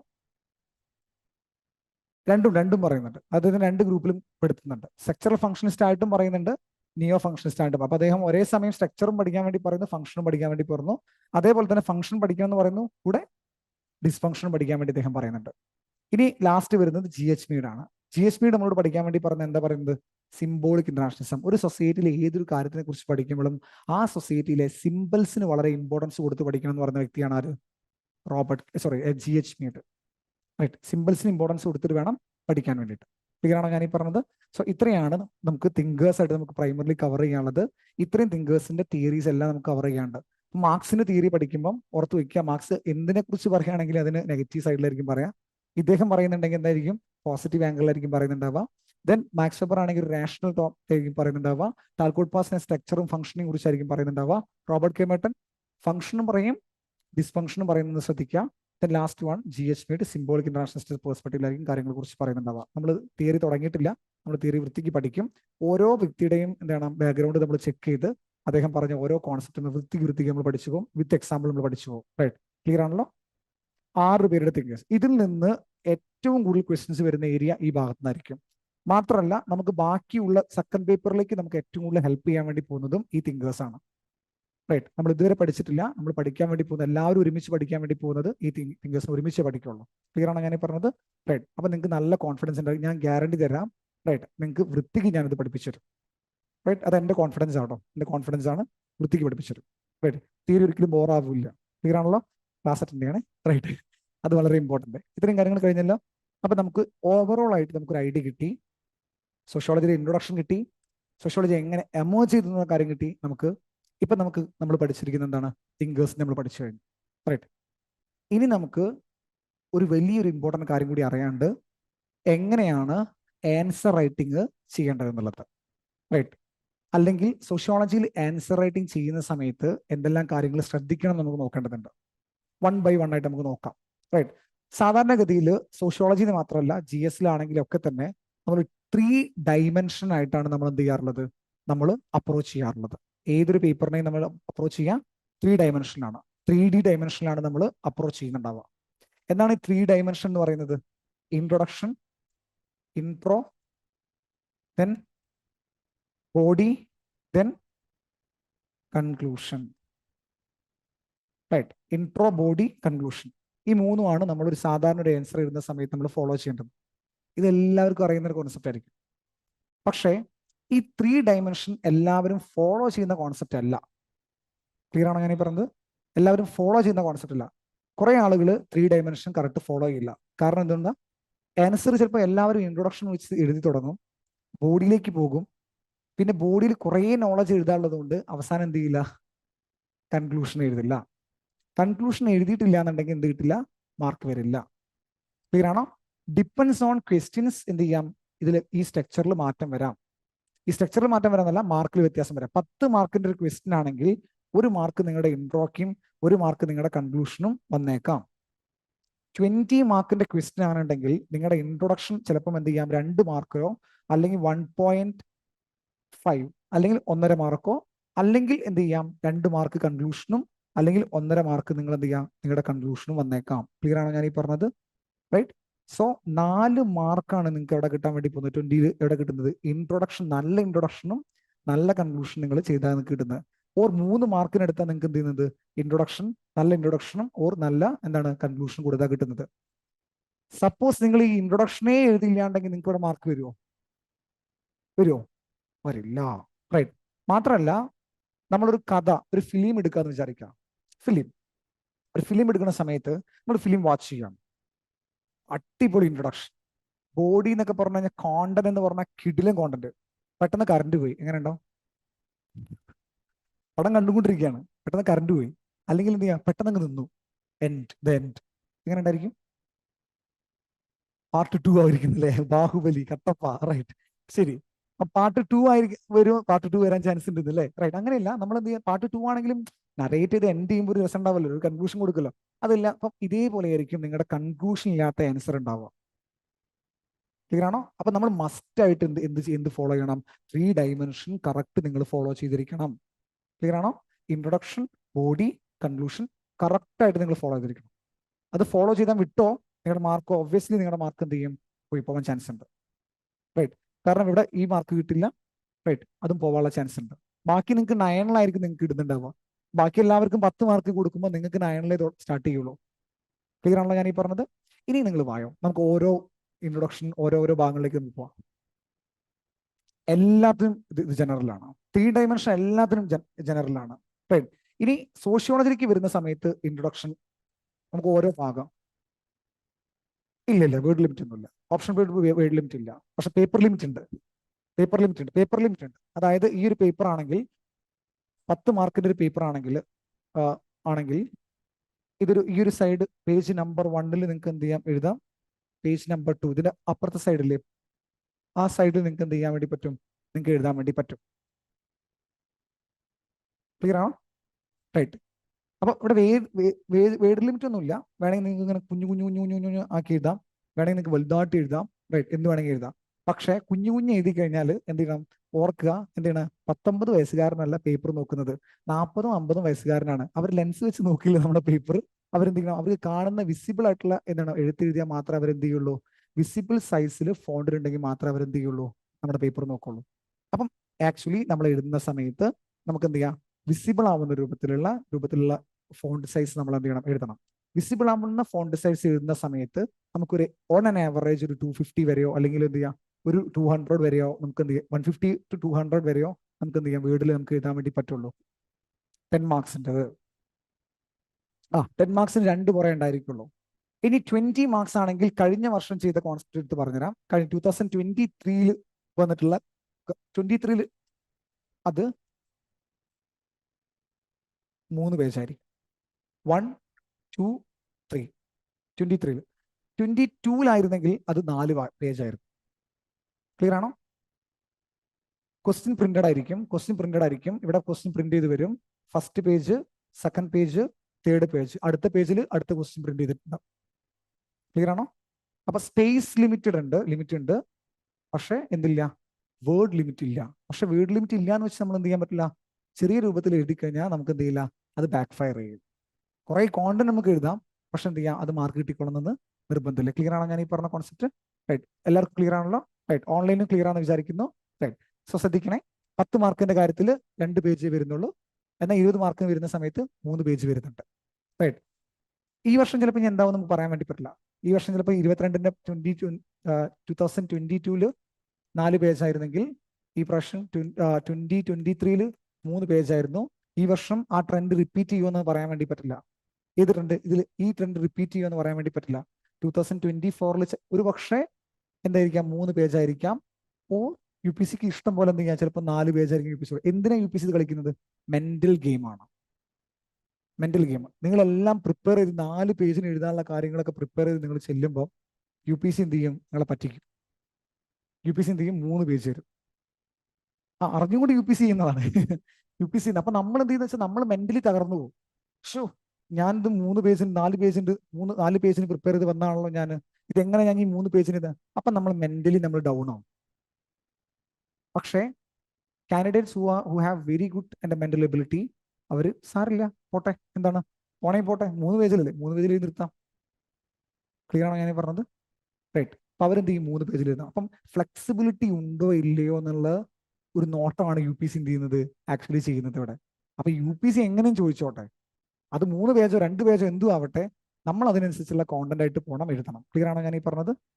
റൈറ്റ്, ക്ലിയർ ആണല്ലോ? ഒരു ഓവറോൾ ഐഡിയ കിട്ടിയല്ലോ. റൈറ്റ്, പേജുമായി ബന്ധപ്പെട്ടിട്ടുള്ള ഇത് കിട്ടിയല്ലോ, വേർഡുമായി ബന്ധപ്പെട്ടുള്ള കാര്യങ്ങൾ കിട്ടിയല്ലോ. റൈറ്റ്, എങ്ങനെയാ സൈസ് വേണ്ടത് ക്ലിയർ ആയല്ലോ.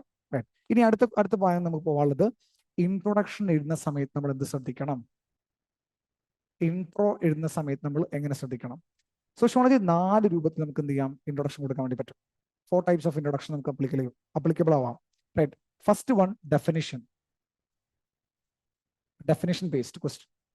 അവിടെ ഡെഫിനിഷൻ ബേസ്ഡ് ഇൻട്രൊഡക്ഷൻ കൊടുക്കാം. ഇവിടെ എന്താണ്? കോൺസെപ്റ്റുകൾ ചോദിച്ചാൽ, കോൺസെപ്റ്റ് വൈസ് ക്വസ്റ്റ്യൻസ് ചോദിച്ചാൽ, ഫോർ എക്സാമ്പിൾ സോഷ്യൽ സ്റ്റേറ്റസ് എന്നൊരു ക്വസ്റ്റ്യനോ അല്ലെങ്കിൽ കാസ്റ്റോ ഒക്കെയാണ് ക്വസ്റ്റ്യൻ വരുന്നുണ്ടെങ്കിൽ, കാസ്റ്റ് ക്വസ്റ്റ്യൻ വരികയാണെങ്കിൽ നമുക്ക് എന്ത് ചെയ്യാം? You can define directly, you can define എന്ത് കാസ്റ്റ് എന്താണെന്ന് ഡിഫൈൻ ചെയ്ത് നിങ്ങൾക്ക് എന്ത് ചെയ്യാം? തുടങ്ങാം. ഇവിടെ നിങ്ങൾ ജസ്റ്റ് ഡെഫിനിഷൻ കൊടുത്താൽ മതി, കാസ്റ്റിന്റെ ഡെഫിനിഷൻ എന്താണെന്ന് കൊടുത്താൽ മതി. ക്ലിയർ ആണോ ഞാൻ പറഞ്ഞത്? കോൺസ് ബേസ്ഡ് ക്വസ്റ്റ്യൻ ആണെങ്കിൽ. എന്നാൽ ചില സമയത്ത് കോണ്ടംപററി ബേസ്ഡ് ക്വസ്റ്റ്യൻസ് വരും. കോൺസെപ്റ്റ് അല്ല, കോണ്ടംപററി ബേസ്ഡ് ക്വസ്റ്റ്യൻ വരും.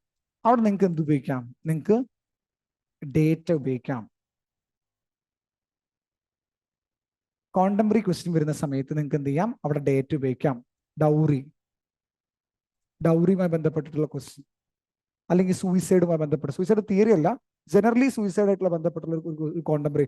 കാരണം ഫാമേഴ്സിന് സൂയിസൈഡ് കൂടുന്നു എന്നുള്ളതായിരിക്കാം, അല്ലെങ്കിൽ വിമൺ ഇൻ ഇന്ത്യ സൂയിസൈഡ് കൂടുന്നതായിരിക്കാം. GS അങ്ങനെ ക്വസ്റ്റ്യൻ വന്നിട്ടുണ്ടായിരുന്നു, വിമൺ ഇൻ ഇന്ത്യ സൂയിസൈഡ് കൂടുന്നുണ്ട്, എന്തുകൊണ്ടാണെന്ന് ചോദിച്ചൊരു ക്വസ്റ്റ്യൻ വന്നിട്ടുണ്ടായിരുന്നു GS കേട്ടോ, GS ഇന്ത്യൻ സൊസൈറ്റിയിൽ.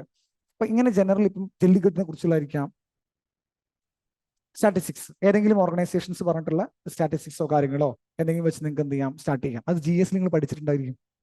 GS എഴുതാൻ വേണ്ടി നിങ്ങൾ പഠിച്ചതുണ്ടായിരിക്കും. GSന് വേണ്ടി പഠിക്കല്ലോ, ഏതെങ്കിലും ഡേറ്റ ഉണ്ടാവും. ആ ഡേറ്റ നമുക്ക് ഇവിടെ കൊണ്ടുവരാൻ വേണ്ടി പറ്റും.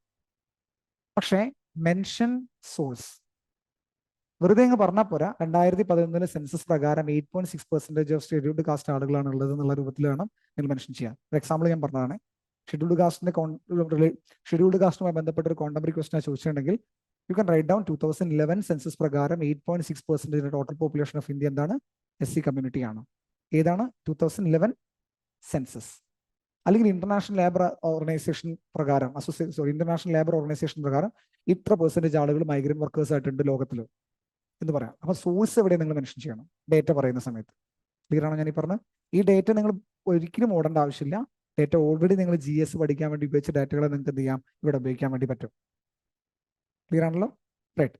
ഇനി മൂന്നാമത്തെ ഒരു ഇൻട്രൊഡക്ഷൻ എന്ന് പറയുന്നത് നമുക്ക് വരുന്നത്, ഡെഫിനിഷനും കഴിഞ്ഞു, ഡേറ്റയും കഴിഞ്ഞു. ഇനി നമുക്ക് വരുന്നത് കമ്പയർ ആൻഡ് കോൺട്രാസ്റ്റ് എന്നൊരു കോൺസെപ്റ്റാണ് വരാം. Two concept compare and contrast. Two concept എന്ന് പറയുകയാണെങ്കിൽ സോഷ്യോളജി എന്നുള്ള കോൺസെപ്റ്റും, ഇപ്പൊ ആന്ത്രോപോളജി, റൈറ്റ്, നമുക്ക് പഠിക്കാനുള്ള സോഷ്യോളജി വിസസ് ആന്ത്രോപോളജി, ഡിഫറൻസസ് എന്താണ്, സിമിലാരിറ്റി എന്നൊക്കെ നമുക്ക് പഠിക്കാനുണ്ട്. അപ്പൊ ഇങ്ങനെയുള്ള question, compare and contrast question വന്നു കഴിഞ്ഞാൽ നമ്മൾ എങ്ങനെ ആൻസർ എഴുതും? ആൻസർ എഴുതേണ്ടത് നമുക്ക് രണ്ടും ഡിഫൈൻ ചെയ്യണം. രണ്ടിന്റെയും ഡെഫിനേഷൻ കൊടുക്കാം. അല്ലെങ്കിൽ ഇത് രണ്ടുമായി ബന്ധമുണ്ടെന്ന് ഏതെങ്കിലും തിങ്കർ പറഞ്ഞൊരു സ്റ്റേറ്റ്മെന്റ് ഉണ്ടെങ്കിൽ നിങ്ങൾക്ക് എന്ത് ചെയ്യാം? ആ സ്റ്റേറ്റ്മെന്റ് കൊടുക്കാം. എന്താണ്, 2 sides ഓഫ് എ കോയിൻ എന്നൊക്കെ പറഞ്ഞിട്ടുള്ള തിങ്കേഴ്സ് ഉണ്ട്. അവരുടെ എന്ത് ചെയ്യാം? കോട്ട് വെച്ച് നിങ്ങൾക്ക് എന്ത് ചെയ്യാം? നിങ്ങൾക്ക് സ്റ്റാർട്ട് ചെയ്യാം. റൈറ്റ്. അപ്പൊ ഒന്നെങ്കിൽ നിങ്ങൾക്ക് എന്ത് ചെയ്യാം? ഇതിന് രണ്ടും ഡെഫിനേഷൻ കൊടുക്കാം. ആന്ത്രോപോളജി എന്താന്ന് കൊടുക്കാം, ദെൻ സോഷ്യോളജി എന്താ കൊടുക്കാം, ആന്ത്രോപോളജി എന്താ കൊടുക്കാം. റൈറ്റ്. ക്ലിയർ ആണ് ഞാൻ ഈ പറഞ്ഞത്? ഇങ്ങനെ വേണം നമ്മുടെ ഇൻട്രൊഡക്ഷൻ. ഇനി ഇതൊന്നും അല്ലാതെ നാലാമത്തെ ഒരു ഡയമെൻഷൻ ഉണ്ട്. അതായത് 3 or 4 line questions. 3 or 4 line questions. അതായത് ക്വസ്റ്റ്യനിൽ 3 കാര്യങ്ങളൊക്കെ പറഞ്ഞിട്ടുണ്ടായിരിക്കും. ഒരു ലൈൻ ഒരു കാര്യം പറഞ്ഞിട്ടുണ്ടായിരിക്കും, രണ്ടാമത്തെ ലൈൻ മറ്റൊരു കാര്യത്തിനെ കുറിച്ച് എക്സ്പ്ലെയിൻ ചെയ്യാൻ പറഞ്ഞിട്ട് പറഞ്ഞു, മൂന്നാമത്തെ കാര്യം അതിനെ ഇല്ലുസ്ട്രേറ്റ് ചെയ്യാനും പറഞ്ഞിട്ടുണ്ടായിരിക്കും. ഡിഫൈൻ കാസ്റ്റ് കോൺഫ്ലിക്ട് എന്നൊരു question, how to control or how to combat against how to control caste conflict in India, discuss the measures എന്ന് പറഞ്ഞിട്ടുണ്ടായിരിക്കും. ആൻഡ് ഗിവ് എൻ ഇല്ലുസ്ട്രേഷൻ എന്ന് പറഞ്ഞിട്ട് തന്നിട്ടുണ്ടായിരിക്കും. 3 ഡയമെൻഷൻസ് പറഞ്ഞു. ഒന്ന് നിങ്ങളോട് കാസ്റ്റ് കോൺഫ്ലിക്ട് എന്താന്ന് പറയാൻ വേണ്ടി പറഞ്ഞു, രണ്ട് അതിനെങ്ങനെ കോമ്പാക്ട് ചെയ്യാമെന്ന് നിങ്ങളോട് പറയാൻ വേണ്ടി പറഞ്ഞു, 3 നിങ്ങളോട് എന്താ പറഞ്ഞിട്ടുള്ളത്, അതിനൊരു എക്സാമ്പിൾ കൂടി കൊടുക്കാൻ വേണ്ടി പറഞ്ഞു. 3 കാര്യങ്ങൾ പറഞ്ഞല്ലോ. റൈറ്റ്. 3ഉം സെയിം ആണെങ്കിൽ ഡെഫിനിഷൻ മാത്രം എഴുതിയാൽ മതി. 3 എന്തിനെ കുറിച്ചാണ് ചോദിച്ചിരിക്കുന്നത്? കാസ്റ്റ് കോൺഫ്ലിക്റ്റിനെ കുറിച്ചാണ് ചോദിച്ചത്. അപ്പൊ നിങ്ങൾക്ക് ഡെഫിനിഷൻ കൊടുത്തിട്ട് എഴുതാം, കാസ്റ്റ് ഡെഫിനിഷൻ. പക്ഷെ 3 കാര്യങ്ങളെ കുറിച്ചിട്ടാണ് പറഞ്ഞിട്ടുണ്ടെങ്കിലോ 3നെയും കണക്ട് ചെയ്തിട്ടുള്ള ഒരു ഡെഫിനിഷൻ ചെയ്യാൻ വേണ്ടി ശ്രമിക്കാം. 3 കോൺസെപ്റ്റിനെയും കണക്ട് ചെയ്യാനുള്ള ഡെഫിനിഷൻ കൊടുക്കാൻ വേണ്ടി ശ്രമിക്കാം. എക്സാമ്പിൾ നമ്മൾ വർക്ക് ചെയ്യുന്ന സമയത്ത് ഞാൻ കാണിച്ചു തരുന്നുണ്ട് കേട്ടോ. റൈറ്റ്. ക്ലാസ് റൂമിൽ തന്നെ ഞാൻ കാണിച്ചു തരുന്നുണ്ട് എങ്ങനെയാണ് ആ ക്വസ്റ്റ്യൻ വരുന്നത്, അതെങ്ങനെ കണക്ട് ചെയ്യേണ്ടത് ഞാൻ കാണിച്ചു തരാം. ക്ലിയർ ആണോ? ഈ 4 രൂപത്തിൽ നിങ്ങൾക്ക് എന്ത് ചെയ്യാം, നിങ്ങൾക്ക് നിങ്ങളുടെ ഇൻട്രൊഡക്ഷൻ പാർട്ട് നിങ്ങൾക്ക് ജനറേറ്റ് ചെയ്യാൻ വേണ്ടി പറ്റും. 4 രൂപത്തിൽ ജനറേറ്റ് ചെയ്യാൻ വേണ്ടി പറ്റും. ഏതൊക്കെയാണ്?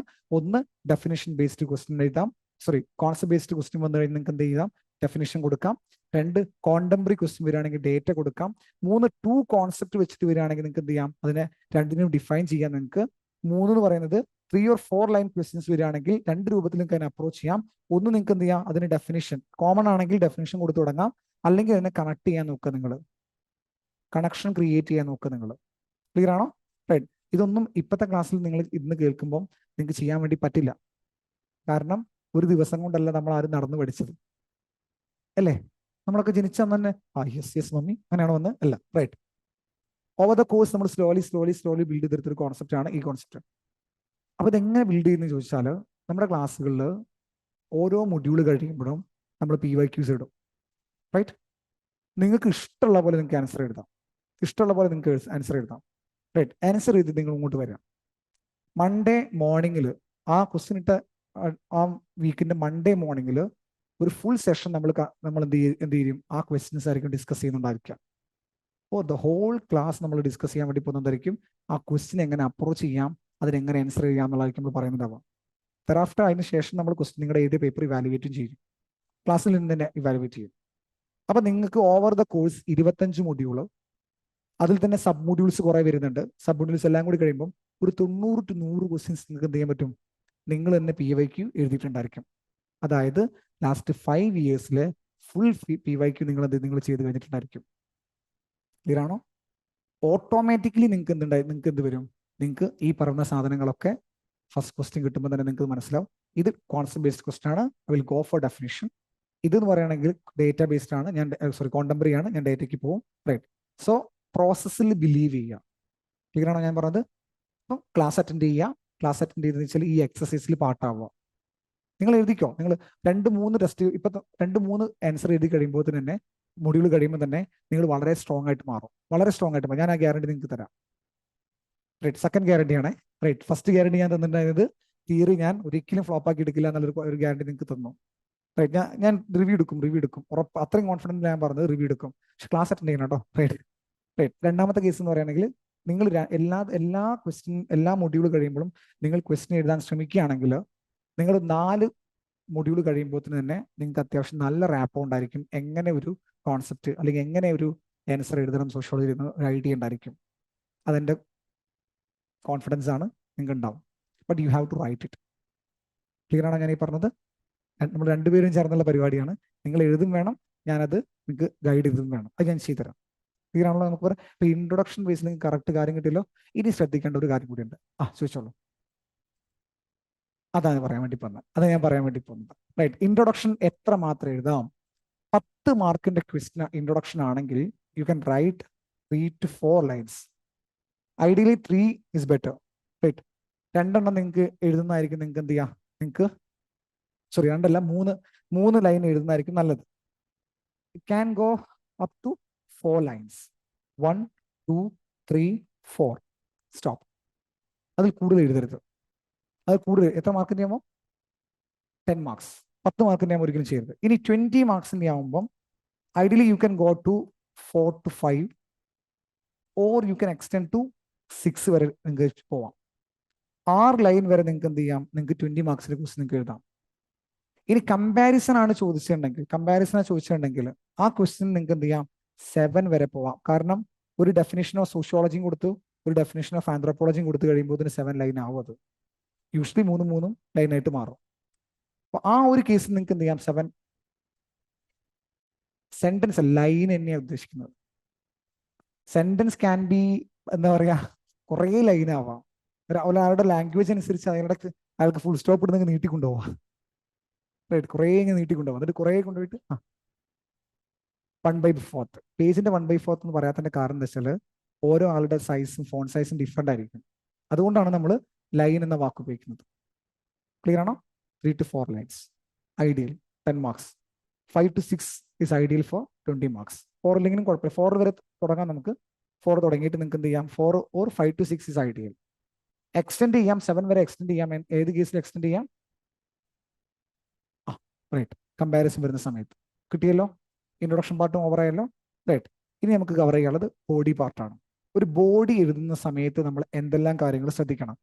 ബോഡി പാർട്ട് നമുക്ക് ഓരോ ക്വസ്റ്റിനും നമുക്ക് എന്ത് ചെയ്യാം, നമുക്ക് ഡിസ്കസ് ചെയ്ത് പോവാം. കാരണം ഇപ്പോഴല്ല, ക്ലാസ് റൂമിൽ നമുക്ക് ഡിസ്കസ് ചെയ്ത് പോവാം. ഓരോ ക്വസ്റ്റിനും ഡിഫറെൻ്റ് ആണ്. For example, analyse Marxian mode of production എന്ന് പറയുന്നതും examine Marxian mode of production എന്ന് പറയുന്നതും critically evaluate Marxian mode of production എന്ന് പറയുന്നതും മൂന്ന് കാര്യങ്ങളാണ്. മൂന്ന് രൂപത്തിലാണ് എഴുതേണ്ടത്. കോൺസെപ്റ്റ് എന്താണ്? മോഡ് ഓഫ് പ്രൊഡക്ഷൻ ആണ്. പക്ഷേ അവിടെ ചോദിച്ചിരിക്കുന്ന രീതി എങ്ങനെയാണ്? മൂന്നും ഡിഫറെൻ്റ് ആണ്. അനലൈസ് ആണ്, എക്സാമിൻ ആണ്, ദെൻ ക്രിട്ടിക്കലി അനലൈസ് ആണ്. ക്ലിയർ ആണോ ഞാൻ പറഞ്ഞത്? അത് എങ്ങനെ നമ്മൾ മനസ്സിലാക്കും? അത് മനസ്സിലാക്കുക നമ്മളെ ക്ലാസ് റൂമിൽ നിന്ന് മനസ്സിലാക്കും. ക്ലിയർ ആണോ? ക്ലാസ് റൂമിൽ ഓരോ ടെസ്റ്റുകൾ ഓരോ മൊഡ്യൂൾ നിങ്ങൾ കേട്ടിരുന്നാലും മതി, പക്ഷെ എഴുതി വെക്കണം കേട്ടോ, സൈഡിൽ എഴുതി വെക്കണം. ഞാൻ ഓരോരോ എക്സാം കഴിയുമ്പോഴും ഓരോ മൊഡ്യൂൾ കഴിയുമ്പോഴും ഓരോരോ കുഞ്ഞു കോൺസെപ്റ്റ് കൊണ്ടുവരാം. എക്സാമിന് എന്താണ്, അനലൈസ് എന്താണ്. ഇപ്പം നമുക്കൊരു എക്സാമ്പിൾ പറയുകയാണെങ്കിൽ ഡിബേറ്റ് എന്നൊരു കോൺസെപ്റ്റ് നമ്മൾ കൊണ്ടുവരിക. ഡിബേറ്റിന് 2 വർഷം നിങ്ങൾ പറയണം. The relevance of modern education in India. Right, debate ചെയ്യാൻ വേണ്ടി പറഞ്ഞു. ഒരേ സമയം മോഡേൺ എഡ്യൂക്കേഷൻ എന്ത് ചെയ്തിട്ടുണ്ട്? പോസിറ്റീവ് ആയിട്ടുണ്ട്. അതേസമയം മോഡേൺ എഡ്യൂക്കേഷൻ കാരണം എന്തുണ്ടായിട്ടുണ്ട്? കുറെ നെഗറ്റീവ് വന്നിട്ടുണ്ട്. ഇത് രണ്ടും ഈക്വലി നമ്മൾ അഡ്രസ് ചെയ്യണം. ഡിബേറ്റ് ആണെങ്കിൽ. എക്സാമിൻ എന്നുള്ള കോൺസെപ്റ്റ് ആണെങ്കിൽ ഇതിന് ഡൈമെൻഷൻ മാറി. ക്രിട്ടിക്കലി ഇവാലുവേറ്റ് എന്ന് പറയുകയാണെങ്കിൽ അതിന് ഡൈമെൻഷൻ മാറി. ഇലോബറേറ്റ് എന്ന് പറഞ്ഞ കോൺസെപ്റ്റ് ആണെങ്കിൽ, ഇതിൽ ഇവിടെ ഇപ്പൊ 1 2 3 4 1 2 3 4 ഈക്വൽ ആണെങ്കിൽ ഇലോബറേറ്റ് എത്തുന്ന സമയത്ത് പോസിറ്റീവ് ആസ്പെക്ട്സ് ആയിരിക്കും നമ്മൾ, അല്ലെങ്കിൽ ഒരു മെയിൻ ആസ്പെക്ട്സ് ആയിരിക്കും നമ്മൾ 1 2 3 4 5 6 7 വരിക. ബാക്കി 2 പോയിന്റുകൾ നമ്മൾ എന്ത് ചെയ്യുള്ളൂ? 1 2 അതിന്റെ ക്രിറ്റിസിസം ആയിട്ട് നമ്മൾ എഴുതുള്ളൂ ഇലോബറേറ്റ് ചെയ്യുമ്പോൾ. അതും അത്ര നിർബന്ധമില്ല, കൺക്ലൂഷനിൽ മാത്രം നിങ്ങൾ എഴുതിയാൽ മതി. ക്ലിയർ ആണോ ഞാൻ ഈ പറഞ്ഞ കോൺസെപ്റ്റ്? ഇലോബറേറ്റ് ചെയ്യുന്ന സമയത്ത് കൺക്ലൂഷന് തൊട്ടു മുന്നേ ആയിട്ട് കൺക്ലൂഷൻ അല്ല, കൺക്ലൂഷൻ തൊട്ടു മുന്നേ ആയിട്ട് നിങ്ങൾ എഴുതിയാൽ മതി. ഇങ്ങനെ ഒരുപാട് കാര്യങ്ങൾ നമുക്ക് അതിൽ കവർ ചെയ്യാണ്ട്. ഇതൊന്നും നിങ്ങൾ ടെൻഷൻ അടിക്കേണ്ട, അതൊന്നും കണ്ട് ടെൻഷൻ അടിക്കേണ്ട. ഇതൊക്കെ നമ്മൾ പോസിറ്റീവ് അല്ല, അതിൻ്റെ ഒരു ഇലോബറേറ്റ് ചെയ്യാന്ന് പറയുമ്പോൾ ആ കോൺസെപ്റ്റുമായി ബന്ധപ്പെട്ട് എന്താണോ നിങ്ങൾക്ക് എഴുതാനുള്ളത് ആ ഒരു കോൺസെപ്റ്റുമായി ബന്ധപ്പെട്ടുള്ള കാര്യങ്ങൾ എഴുതാം. ക്രിട്ടിക്കലി എക്സാക്ട്ലി റൈറ്റ്, അത് ഞാൻ വരാം. അത് 3 ശൈലിയുണ്ട്, അത് നമുക്ക് ക്ലാസ്സിൽ ഡിസ്കസ് ചെയ്യാം. റൈറ്റ്, ഇപ്പൊ എല്ലാം ഡിസ്കസ് ചെയ്താൽ നിങ്ങൾക്ക് ഫുൾ എന്താ പറയുക കിളി പാറുന്ന അവസ്ഥയായിരിക്കും. 1 by 1 ആയിട്ട് നമുക്ക് എന്ത് ചെയ്യാം, നമുക്ക് അത് ക്ലാസ്സിൽ ഡിസ്കസ് ചെയ്ത് തരാം. അവിടെയാണ് ഒരു മെന്റർ, ടീച്ചർ, ഫെസിലിറ്റേറ്ററിന്റെ ഒക്കെ ആവശ്യം നിങ്ങൾക്ക് വരുന്നത്. ക്ലിയർ ആണോ? റൈറ്റ്, ഒറ്റയ്ക്ക് ഇരുന്ന് പഠിക്കുമ്പോൾ ചിലപ്പോൾ നിങ്ങൾക്ക് അത് അറിയണമെന്ന് നിർബന്ധമില്ല. പക്ഷെ ഒരു ക്ലാസ് എടുത്ത് പഠിക്കുമ്പോൾ നിങ്ങൾക്ക് എന്ത് ചെയ്യും, അത് കുറച്ചും കൂടി എളുപ്പമായി നിങ്ങൾക്ക് ഇൻകോർപ്പറേറ്റ് ചെയ്ത് കൊണ്ടുപോകാൻ വേണ്ടി പറ്റും. ഇത് ഇങ്ങനെയാണ് ചെയ്യേണ്ടത് മനസ്സിലാക്കാൻ വേണ്ടി പറ്റും. ക്ലിയർ ആണോ ഞാൻ ഈ പറഞ്ഞത്? റൈറ്റ്, സോ ബോഡി നിങ്ങൾ എനിക്ക് വിട്ടേക്ക്. റൈറ്റ്, ആ കാര്യം നമ്മൾ ഏറ്റെടുക്കും ഫുള്ളായിട്ട്. അതായത് ഓരോ സിലബസിലെ ഓരോ ചാപ്റ്റർ കഴിയുമ്പോഴും ഓരോ കീവേഡ് കൊണ്ടുവരും. ആ കീവേഡുകൾ എന്താ നമ്മൾ ഉദ്ദേശിക്കുന്നത് എന്നുള്ളത് നമ്മൾ ക്ലാസ്സിൽ ഡിസ്കസ് ചെയ്യും. അത് എഴുതി വെക്കണം, ക്ലാസ്സിൽ എഴുതി വെക്കണം ഓരോ കീവേഡ് എങ്ങനെ അഡ്രസ് ചെയ്യേണ്ടത്. ക്ലിയർ ആണോ ഞാൻ പറഞ്ഞത്? റൈറ്റ്, 25 to 29 ക്ലാസ്സുകൾ ഉണ്ടായിരിക്കും. സബ് മൊഡ്യൂൾ അടക്കം 29 ഉണ്ടായിരിക്കും. ആ 29 കഴിയുമ്പോൾ നിങ്ങൾ എക്സൽ ആയിട്ടുണ്ടായിരിക്കും ആ കോൺസെപ്റ്റിൽ. ഇനി ലാസ്റ്റ് പോയിന്റിലേക്ക് നമ്മൾ പോകാൻ വേണ്ടി പോവാണ്. കൺക്ലൂഷൻ. ആ ആ very good, very good. Body construct ചെയ്യുന്ന കേസിൽ ശ്രദ്ധിക്കേണ്ട കാര്യം എന്ന് വെച്ചാൽ, സോഷ്യോളജിയിൽ ഇപ്പം ആക്ച്വലി നമുക്ക് ബോഡി കൺസ്ട്രക്ട് ചെയ്യാൻ പറ്റുന്ന രണ്ട് ചാനലായിട്ട് നമ്മൾ ചെയ്യാറുള്ളത്. ഒന്ന് പോയിന്റ് ആയിട്ടും ഒന്ന് സെന്റൻസ് ആയിട്ടും ചെയ്യാറുണ്ട്. ഇത് രണ്ടും നിങ്ങൾക്ക് ഐഡിയലി ഏറ്റവും നല്ലത്, സാധാരണ കണ്ടുവരുന്നത് മാർക്ക് കൂടുതൽ കിട്ടുന്നത് സെന്റൻസിനാണ് കണ്ടുവരുന്നത്. പക്ഷെ നമ്മൾ ഡിമാൻഡിങ് ചെയ്യാൻ വേണ്ടി പാടില്ല. സെന്റൻസ് നിങ്ങൾ എഴുതുന്നത് പറയാൻ വേണ്ടി പറ്റില്ല. രണ്ടും പോവും. ഇത് കൊടുത്തോ, ഇത് കൊടുത്തോ. റൈറ്റ്. സബ് ഹെഡിങ് വരണം. സബ് ഹെഡിങ് ക്വസ്റ്റ്യൻ അനുസരിച്ച് സബ് ഹെഡിങ് വരണം. ഞാൻ കാണിച്ചു തരുന്നുണ്ട്. ക്വസ്റ്റ്യൻ ഇട്ടിട്ട് ഞാൻ കാണിച്ചു തരുന്നത് എങ്ങനെയാണ് വരേണ്ടത് എന്നുള്ളത്. റൈറ്റ്. സോ സെന്റൻസ് നിങ്ങൾ എഴുതാം, നിങ്ങൾക്ക് ഇത് എഴുതാം, പോയിന്റ് എഴുതാം. ഇത് രണ്ടും ഒരുമിച്ച് കൊണ്ടുപോകുന്നതാണ് ഏറ്റവും നല്ലത്. There are certain questions. For example elaborate. Elaborate നിങ്ങൾ ഒരു കാരണവശാൽ നിങ്ങൾ എന്ത് എഴുതാൻ വേണ്ടി പാടില്ല? പോയിന്റ് ആയിട്ട് എഴുതാൻ വേണ്ടി പാടില്ല. കാരണം ഇലോബറേറ്റ് ചെയ്യാൻ നിങ്ങളോട് പറഞ്ഞിട്ടുള്ളത്. റൈറ്റ്. ക്രിട്ടിക്കലി ഇവാലുവേറ്റ് എന്ന് പറയുമ്പോൾ നിങ്ങൾക്ക് ആ ഡിഫറൻസ് കാണിക്കണം. അതിന്റെ പോസിറ്റീവ് സൈഡ് ഒരു 4 ആണെങ്കിൽ അതിന്റെ നെഗറ്റീവ് സൈഡ് നിങ്ങൾ 6 കാണിക്കണം. അപ്പൊ നിങ്ങൾക്ക് 6 നിങ്ങൾക്ക് എന്ത് ചെയ്യാം? പോയിന്റ് ആയിട്ട് എഴുതാം, അത് എക്സ്പ്ലെയിൻ ചെയ്യാം. അല്ലെങ്കിൽ നിങ്ങൾക്ക് എന്ത് ചെയ്യാം? 6 പോയിന്റ് പോലെ തന്നെ ആയിട്ട് എഴുതും ചെയ്യാം. എങ്ങനെ വേണമെങ്കിൽ നിങ്ങൾക്ക് എഴുതാം. ഇനി 6 സെന്റൻസ് വഴി നിങ്ങൾക്ക് ക്രിട്ടിക്കലി ഇവാലുവേറ്റ് ചെയ്യാം. കുറച്ച് ഏരിയ, നേരത്തെ പറഞ്ഞ പോലെ ഒരു ഒരു ഒരു ഒരു 3 പേജുള്ള സ്ഥലത്താണ് ക്രിട്ടിക്കലി ഇവാലുവേറ്റ് പറഞ്ഞാൽ, ഒരു പേജ് നിങ്ങൾക്ക് മൊത്തം എന്ത് ചെയ്യാം? ഒരു പേജ് മൊത്തമായിട്ട് നിങ്ങൾക്ക് എന്ത് ചെയ്യാം? അതിന്റെ നെഗറ്റീവ് പോസിറ്റീവ് സൈഡ് പറയാം. അതിന്റെ 2 പേജ് നിങ്ങൾക്ക് എന്ത് ചെയ്യാം? ഫുള്ളി നെഗറ്റീവ് എടുക്കാം, സെന്റൻസ് വൈസ് ചെയ്താണെങ്കിലും. പക്ഷേ ഐഡിയലി ഏറ്റവും നല്ലത് അവിടെ പോയിന്റ് യൂസ് ചെയ്യുന്നത്, പോയിന്റ് ചെയ്തുള്ള എന്താണ് എക്സ്പ്ലനേഷൻ കൊണ്ടുവരുന്നത് നല്ലത്. ക്ലിയർ ആണോ ഞാൻ ഈ പറഞ്ഞത്? റൈറ്റ്. അത് നമുക്ക് ചെയ്യുമ്പോൾ നമുക്ക് മനസ്സിലാവും ഇതെങ്ങനെയാന്നുള്ളത്. ആ സ്കോപ്പ് അല്ലേ? റൈറ്റ്. ആ വെരി ഗുഡ്, നല്ല ക്വസ്റ്റ്യൻ ആണ് അത്. റൈറ്റ്. എങ്ങനെയാണ് സ്പേസസ് യൂട്ടിലൈസേഷൻ എന്നുള്ള കോൺസെപ്റ്റ് ഓർത്ത് വെക്കേണ്ട ഒരു കാര്യം. കൺക്ലൂഷനാണ് ഞാൻ ഇവിടെ പറയുന്നത്. പക്ഷെ കൺക്ലൂഷന് മുന്നേ നിങ്ങളുടെ ആ ചോദ്യത്തിനുള്ള ആൻസർ ഞാൻ തരാം. ഒരു പേപ്പർ ഉപയോഗിക്കുന്ന സമയത്ത് നമുക്ക് 2 രൂപത്തിൽ അതിനെന്ത് ചെയ്യാം? അഡ്രസ് ചെയ്യാം. റൈറ്റ്. ഇൻട്രൊഡക്ഷൻ നമ്മൾ എഴുതുന്നു, ഇൻട്രോ എഴുതിയിട്ട് ഇൻട്രോ പാർട്ട് നമ്മൾ പറയുന്നു. ദെൻ നമുക്ക് ബോഡിയിലേക്ക് നമ്മൾ കടക്കുന്നു. ദെൻ അത് കഴിഞ്ഞ് നമ്മൾ എന്ത് ചെയ്യാന്ന് വെച്ചാൽ ബോഡിയിൽ നമ്മൾ കാര്യങ്ങൾ ഇങ്ങനെ അങ്ങനെ അങ്ങനെ പറഞ്ഞു പോകുന്നു. കൺക്ലൂഷൻ. റൈറ്റ്. ഇതേ കോൺസെപ്റ്റ് നമുക്ക് എന്ത് ചെയ്യാന്ന് വെച്ചാൽ, ഒരു പേപ്പർ എടുക്കുന്നു, ഇൻട്രോ എഴുതുന്നു, റൈറ്റ്, ബോഡിയിലേക്ക് വരുന്നു, നിങ്ങൾ ചെറിയൊരു ഭാഗത്ത് നിങ്ങൾ എന്ത് ചെയ്യുന്നു? ഡയഗ്രാം വരയ്ക്കുന്നു. ഇങ്ങനെ നിങ്ങൾക്ക് ചെയ്യാം. എക്സാമിൻ ചെയ്യുന്നു, ഡയഗ്രാം ഇവിടെ വരയ്ക്കുന്നു. Diagram, flow chart, what ever you want you can right it സൈഡിൽ. ഇനി ഇതേപോലെ തന്നെ നമ്മൾ വേറൊരു പേപ്പർ എടുക്കുന്നു, അവിടെ നിങ്ങൾ ഇൻട്രൊഡക്ഷൻ എഴുതുന്നു, ഫ്ലോ ചാർട്ട് വരയ്ക്കുന്നു, പിന്നെയും ബാക്കിയുള്ള പോയിന്റിലേക്ക് പോകുന്നു. ഫ്ലോ ചാർട്ട് ഇതാണ് ഞാൻ പറഞ്ഞത്. അങ്ങനെയല്ല, അങ്ങനത്തെ കോൺസെപ്റ്റ് ഇല്ല. പക്ഷെ നമ്മൾ പറഞ്ഞത് വേഗം എടുത്തു കാണിക്കാനാണ് നമ്മൾ ഇത് ചെയ്യുന്നത്. അപ്പൊ നോക്കണേ, 3 ലെവൽ ഉണ്ട്. ഇവിടെ നമ്മൾ ഫുള്ളി ഇങ്ങനെ എഴുതി, ഇവിടെ നമ്മൾ ഇങ്ങനെ, ഇതിൽ ഏതിലാണ് നിങ്ങൾക്ക് സ്പേസ് യൂട്ടിലൈസേഷൻ തോന്നുന്നത്? എന്നാ ഐഡിയ പെട്ടെന്ന് കൺവേ ചെയ്യുന്നതായിട്ട് ഏതാ തോന്നുന്നത്? Space utilisation along with ideas conversion ഏതാ തോന്നുന്നത്? ഇതൊരു സ്പേസ് യൂട്ടിലൈസേഷൻ ഉണ്ടോ? ഇല്ല. സെന്റൻസ് ആയിട്ട് ഇങ്ങനെ ഇത് ഇങ്ങോട്ട് പോകണ്ടേ, സെന്റൻസ് ഇങ്ങനെ പോകുന്നുണ്ട്. ചിലപ്പോൾ സ്പേസ് ഉണ്ടായിരിക്കാം, സ്പേസ് അവർ സെന്റൻസ് മോഡൽ അവർ എഴുതി പോയിട്ടുണ്ടായിരിക്കാം. റൈറ്റ്. പക്ഷെ ഐഡിയ കൺവേർട്ട് ചെയ്യാൻ വേണ്ടി പെട്ടെന്ന് നമുക്ക് ഒരു ഐഡിയ കൺവേർഷൻ എന്ന കോൺസെപ്റ്റ് നടക്കുന്നുണ്ട് അവിടെ. എല്ലാം വായിച്ചു നോക്കണം അല്ലേ? റൈറ്റ്. ഇനി ഇവിടെയാണെങ്കിൽ സ്പേസ് യൂട്ടിലൈസേഷൻ തോന്നുന്നുണ്ടോ നിങ്ങൾക്ക്? ഉണ്ടോ? ഇത്രയും വലിയ ഡയഗ്രാം വരച്ചു വെച്ചു, ഇൻട്രൊഡക്ഷൻ കൊടുത്തു, ഇത്രയും വലിയ ഡയഗ്രാം വരച്ചു വെച്ചു, എന്നിട്ടാണ് പിന്നെയും ബാക്കി കാര്യം പറയുന്നത്. റൈറ്റ്. അപ്പൊ ഡയഗ്രാമത്തിന്റെ സൈസ് ഭയങ്കര വലുതായി കഴിഞ്ഞാൽ എന്ത് ചെയ്യും? അത് ബാക്ക് ഫയർ ചെയ്യും. ഇനി ഇവിടെ വന്ന് നോക്കൂ, നിങ്ങൾ ഇൻട്രൊഡക്ഷൻ കൊടുത്തു, കാര്യങ്ങൾ പറയുന്നു, അതിന്റെ കൂടെ നിങ്ങൾക്ക് എന്ത് ചെയ്യുന്നു? നിങ്ങൾ ഡയഗ്രാം ഇൻക്ലൂഡ് ചെയ്യുന്നു. ക്ലിയർ ആണോ ഞാൻ ഈ പറഞ്ഞത്? ഇതാണ് സ്പേസ് യൂട്ടിലൈസേഷൻ എന്ന് പറയുന്നത്. ക്ലിയർ ആണോ? ആ ആ ആ ഇല്ല, അങ്ങനെയൊന്നുമില്ല. ഡയഗ്രാംസ് ഒന്നും ഒരിക്കലും സില്ലി ആയിട്ട് കൺസിഡർ ചെയ്യുന്ന ചെയ്യില്ല. ആ ആ ആ ഇപ്പം ഇപ്പൊ ഒരു ഇപ്പൊ ഒരു എക്സാമ്പിൾ പറയാം. കാസ്റ്റ് സിസ്റ്റത്തിനെ കുറിച്ച് ക്വസ്റ്റ്യൻ വന്നു, കാസ്റ്റ് വയലൻസിനെ കുറിച്ച് ക്വസ്റ്റ്യൻ വന്നു. You can write down the caste വയലൻസിനെ കുറിച്ചാണ് ഫുൾ എഴുതുന്നത്, കാസ്റ്റ് വയലൻസിനെ കുറിച്ച് ഫുൾ എഴുതുന്നു. പക്ഷെ കാസ്റ്റിന്റെ ഫീച്ചേഴ്സ് ഇവിടെ എഴുതി കൂടെ? You got the point? ആ, അങ്ങനെ ആയാലേ എന്ത് ചെയ്യാൻ പറ്റുള്ളൂ, നമുക്ക് മനസ്സിലാൻ വേണ്ടി പറ്റുള്ളൂ. ഇനി അങ്ങനെ ആയിക്കൂടെ നിർബന്ധമില്ല. ഫോർ എക്സാമ്പിൾ എന്തെങ്കിലും ഫാക്ടേഴ്സ് പറയാന്ന് വിചാരിക്കാം. എന്തെങ്കിലും ഫാക്ടേഴ്സ്, പോവർട്ടിയുടെ ഫാക്ടേഴ്സ് പറയാം, ഒരു എക്സാമ്പിൾ ആയിട്ട് പറയാം. പോവർട്ടിയുടെ ഫാക്ടേഴ്സ് പറയുന്ന സമയത്ത് ഇൻട്രൊഡക്ഷൻ കൊടുത്തു. There are 3 type of factors എന്ന് എന്തെങ്കിലും പറയാൻ വേണ്ടി നിങ്ങൾ വന്നു.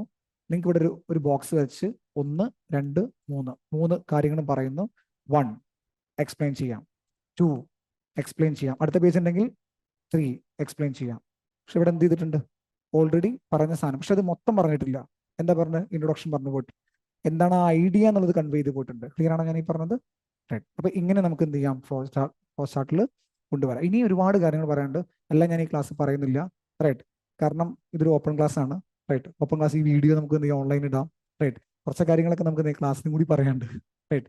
ക്ലാസ് പറയുന്ന സമയത്ത് നമുക്ക് എന്ത് ചെയ്യാന്ന് വെച്ചാൽ നമുക്ക് എന്ത് ചെയ്യാം, കൂടുതൽ കാര്യങ്ങൾ ഇതിന്റെ പല ഡൈമെൻഷൻസ്. ഇനി പിന്നെ മാത്രമല്ല, ഞാൻ ക്ലാസ് പറയാത്ത മാത്രമല്ല, ചിലത് നിങ്ങൾ എഴുതി കഴിഞ്ഞാൽ എനിക്ക് എന്ത് ചെയ്യാൻ പറ്റുള്ളൂ, നിങ്ങളോട് കറക്റ്റ് പറഞ്ഞു തരാൻ വേണ്ടി പറ്റുള്ളൂ. ഇങ്ങനെയാണെന്ന് പറഞ്ഞു തരാൻ വേണ്ടി പറ്റും, കാണിച്ചു തന്നിട്ടേ പറയാൻ വേണ്ടി പറ്റുള്ളൂ.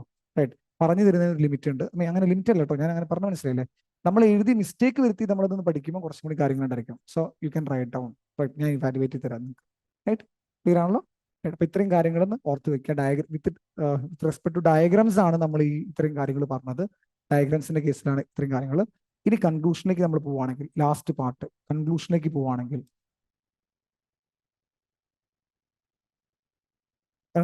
പോവുകയാണെങ്കിൽ ഓർത്ത് വെക്കാം, conclusion always and should be positive end. Positive end ആയിരിക്കണം നിങ്ങളുടെ കൺക്ലൂഷൻ ഉണ്ടാവേണ്ടത്. എന്തൊരു കോൺസെപ്റ്റിനെ കുറിച്ച് ചോദിച്ചാലും അതിന്റെ ഒരു പോസിറ്റീവ് ഡയമെൻഷൻ വേണം നിങ്ങൾ എന്ത് ചെയ്യാൻ, അതിനെ കൺക്ലൂഡ് ചെയ്യാൻ വേണ്ടിയിട്ട്. റെലവൻസ് ഓഫ് മാർക്സിയൻ തിയറി, അവസാനം ഒരു റെലവൻസും ഇല്ല എന്ന് പറഞ്ഞ് എഴുതിയിരിക്കരുത്. ഇതൊക്കെ എടുത്ത് വലിച്ചെറിയണം എന്നുള്ള രൂപത്തിൽ എഴുതിയിരിക്കരുത്. അതിന്റെ ഒരുപാട് ഇപ്പൊ നമ്മൾ ആ റെലവൻസ്, ആ മാർക്സിയൻ തിയറി എന്താന്ന് നമ്മൾ എക്സ്പ്ലെയിൻ ചെയ്യും. നിങ്ങൾ ഇൻട്രോ കൊടുത്ത് നിങ്ങൾ എക്സ്പ്ലെയിൻ ചെയ്ത് ബോഡിയിലേക്ക് വരുമ്പോൾ നിങ്ങൾ എന്ത് ചെയ്യും, നിങ്ങൾ അതിനെ അടുത്ത ലൈൻ പറയും, അതിനെ ക്രിട്ടീക്ക് ചെയ്യും നിങ്ങൾ, അതും പറഞ്ഞ് നിങ്ങൾ എൻഡ് ചെയ്യരുത്. കൺക്ലൂഷനിലേക്ക് വരുമ്പോൾ നിങ്ങൾ കൺക്ലൂഷൻ എന്നുള്ള കോൺസെപ്റ്റിലേക്ക് വരുന്ന സമയത്ത് നിങ്ങൾ അതിനെ ഇവിടെ നെഗറ്റീവായി പറഞ്ഞു കഴിഞ്ഞു, ഇനി നെഗറ്റീവായി പറയരുത്. ഹവോവോ ഈ തിയറിക്ക് ഇപ്പോഴും എന്തുണ്ട്, റെലവൻസ് ഉണ്ടെന്ന രൂപത്തിൽ വേണം നിങ്ങൾ എന്ത് ചെയ്യാൻ, എൻഡ് ചെയ്യാൻ വേണ്ടിയിട്ട്. ഇതിനാണ് കൺസ്ട്രക്റ്റീവ് ക്രിറ്റിസിസം എന്ന് പറയുന്നത്. നിങ്ങൾ ഈ തിയറി എന്താണെന്ന് എക്സ്പ്ലെയിൻ ചെയ്തു, തിയറിയുടെ ക്രിറ്റിസിസം കൊടുത്തു, then അതിനുശേഷം ക്രിറ്റിസൈസ് ചെയ്തു ഇതിന് പ്രശ്നങ്ങൾ ഉണ്ട് എന്നുള്ളത്, എന്നിട്ട് നിങ്ങൾ എന്ത് ചെയ്യുന്നു, അതിനെ കൺക്ലൂഷൻ ചെയ്യുന്നു. ക്ലിയർ ആണോ? ക്രിട്ടിക്കലി ഇവാലുവേറ്റ് ചെയ്യുന്ന ക്വസ്റ്റൻ ആണെങ്കിൽ ക്രിട്ടിക്കലി ഇവാലുവേഷൻ 3 ഡയമെൻഷനിൽ വരും കേട്ടോ. 3 ഡയമെൻഷൻ. പോസിറ്റീവ് സ്റ്റേറ്റ്മെന്റ് വന്നിട്ട് അതിനെ ക്രിട്ടിക്കലി ഇവാലുവേറ്റ് എന്ന് പറഞ്ഞു വരും. നെഗറ്റീവ് സ്റ്റേറ്റ്മെന്റ് തന്നിട്ട് അതിനെ ക്രിട്ടിക്കലി ഇവാലുവേറ്റ് എന്ന് പറഞ്ഞു വരും. ന്യൂട്രൽ സ്റ്റേറ്റ്മെന്റ് തന്നിട്ട് ക്രിട്ടിക്കലി ഇവാലുവേറ്റ് ചെയ്യും. ഇതിനൊക്കെ നമ്മൾ ഉപയോഗിക്കേണ്ട അപ്രോച്ചുകൾ ഡിഫറെന്റ് ആണ്. ക്ലാസ്സിൽ ഞാൻ പറഞ്ഞുതരാം. ഓരോ ക്വസ്റ്റ്യൻസ് എക്സാമ്പിൾ വെച്ചിട്ട് പറയുമ്പോൾ നിങ്ങൾക്ക് ക്ലിയർ ആവുള്ളത് എന്താണെന്നുള്ളത് ഓരോ എക്സാമ്പിൾ എടുത്തിട്ട് കാണിച്ചു തരാം ഇത് എങ്ങനെയാണ് വരുന്നത് എന്നുള്ളത്. ക്ലിയർ ആണോ? കോംപ്ലിക്കേറ്റഡ് ആയിട്ട് നിങ്ങൾ ചിന്തിക്കേണ്ട. ഫസ്റ്റ് ക്ലാസ്സിൽ ഇതൊക്കെ നിങ്ങൾ അറിഞ്ഞിരുന്ന കുറെ ഗുണങ്ങളാണ്.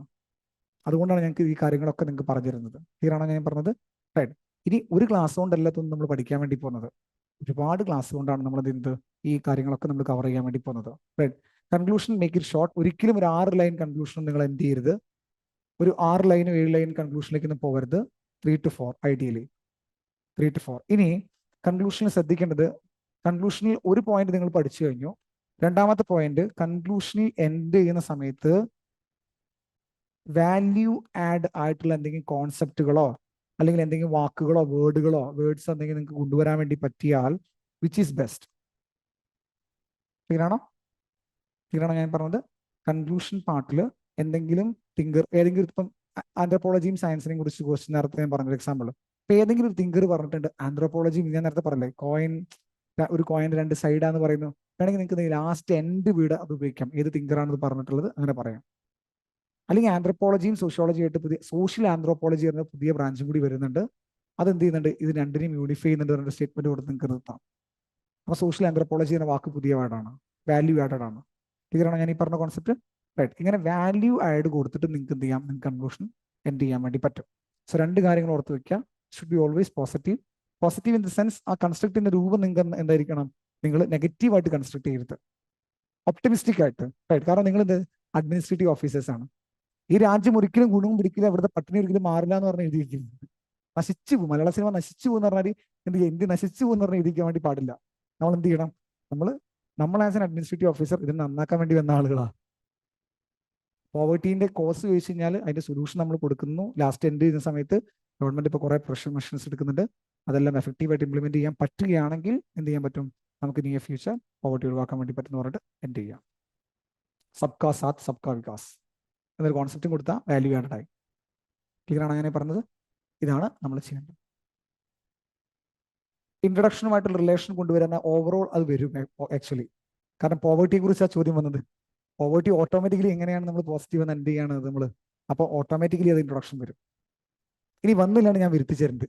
ഓക്കെ, നിങ്ങളുടെ കുറേ പേപ്പർ എൻ്റെ കൈ കൂടെ പോകുന്ന സമയത്ത്, വിച്ച് മീൻസ് ദാറ്റ് നമ്മൾ ഇവാലുവേറ്റ് ചെയ്യുന്ന സമയത്ത് ഞാനത് എന്തെല്ലാം തെറ്റുണ്ടോ അതൊക്കെ ഞാൻ ഐഡന്റിഫൈ ചെയ്ത് പറഞ്ഞു തരുന്നുണ്ട്.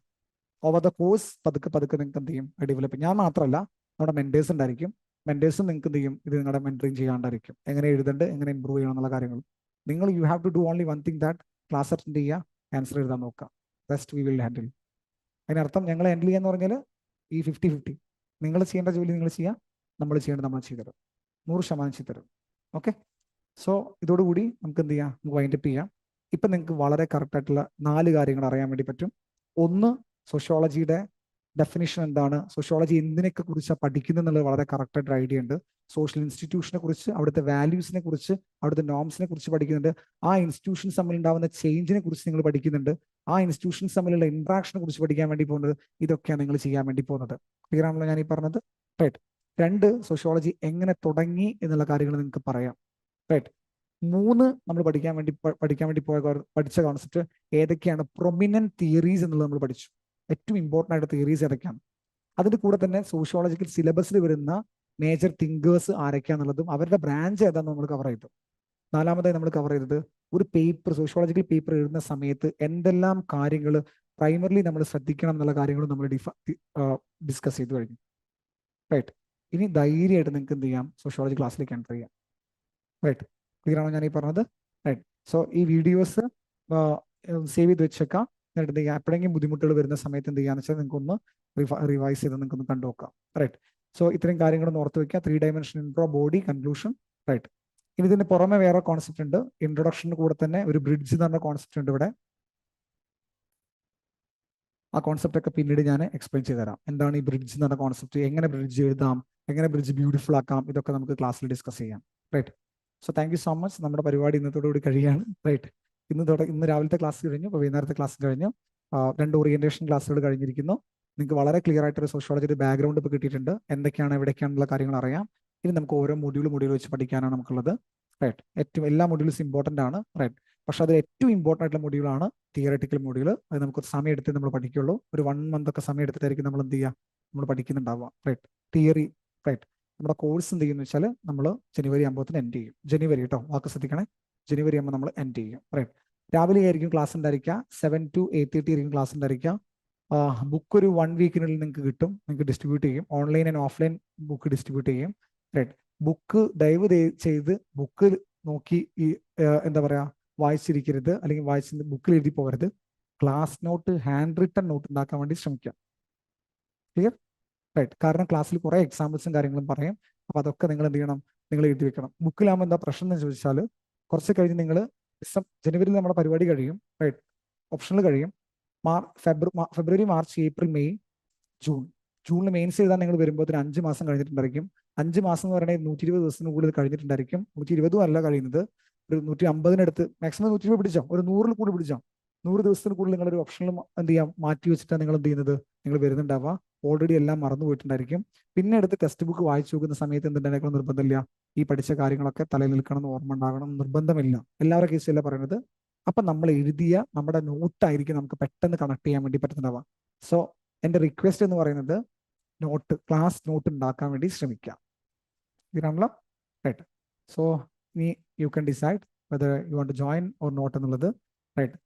സോ ഇത്രയും കാര്യങ്ങളാണ് നമ്മുടെ ഓറിയന്റേഷനുമായി ബന്ധപ്പെട്ട് കാര്യം പറയാനുള്ളത്. നമ്മുടെ ക്ലാസ് ഞാൻ എന്നാ തുടങ്ങുക എന്നുള്ളത് ഞാൻ നിങ്ങളുടെ ഗ്രൂപ്പിൽ ഞാൻ പോസ്റ്റ് ചെയ്യാം. റൈറ്റ്, അല്ലാത്ത ആളുകൾക്ക് എന്ത് ചെയ്യാം, ഞാൻ മെസ്സേജ് അയച്ചു തരാം. എന്നാ നിങ്ങൾ ചോദിച്ചാൽ മതി. മിക്കവാറും തിങ്കളാഴ്ച ആയിരിക്കും തുടങ്ങുന്നുണ്ടാവുക. നെക്സ്റ്റ് മൺഡേ ആയിരിക്കും സ്റ്റാർട്ട് ചെയ്യുന്നുണ്ടായിരിക്കാം. റൈറ്റ്.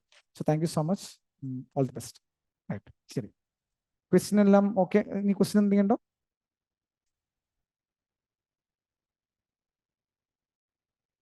ഇല്ലല്ലോ. ഓക്കെ, റൈറ്റ്, ശരി.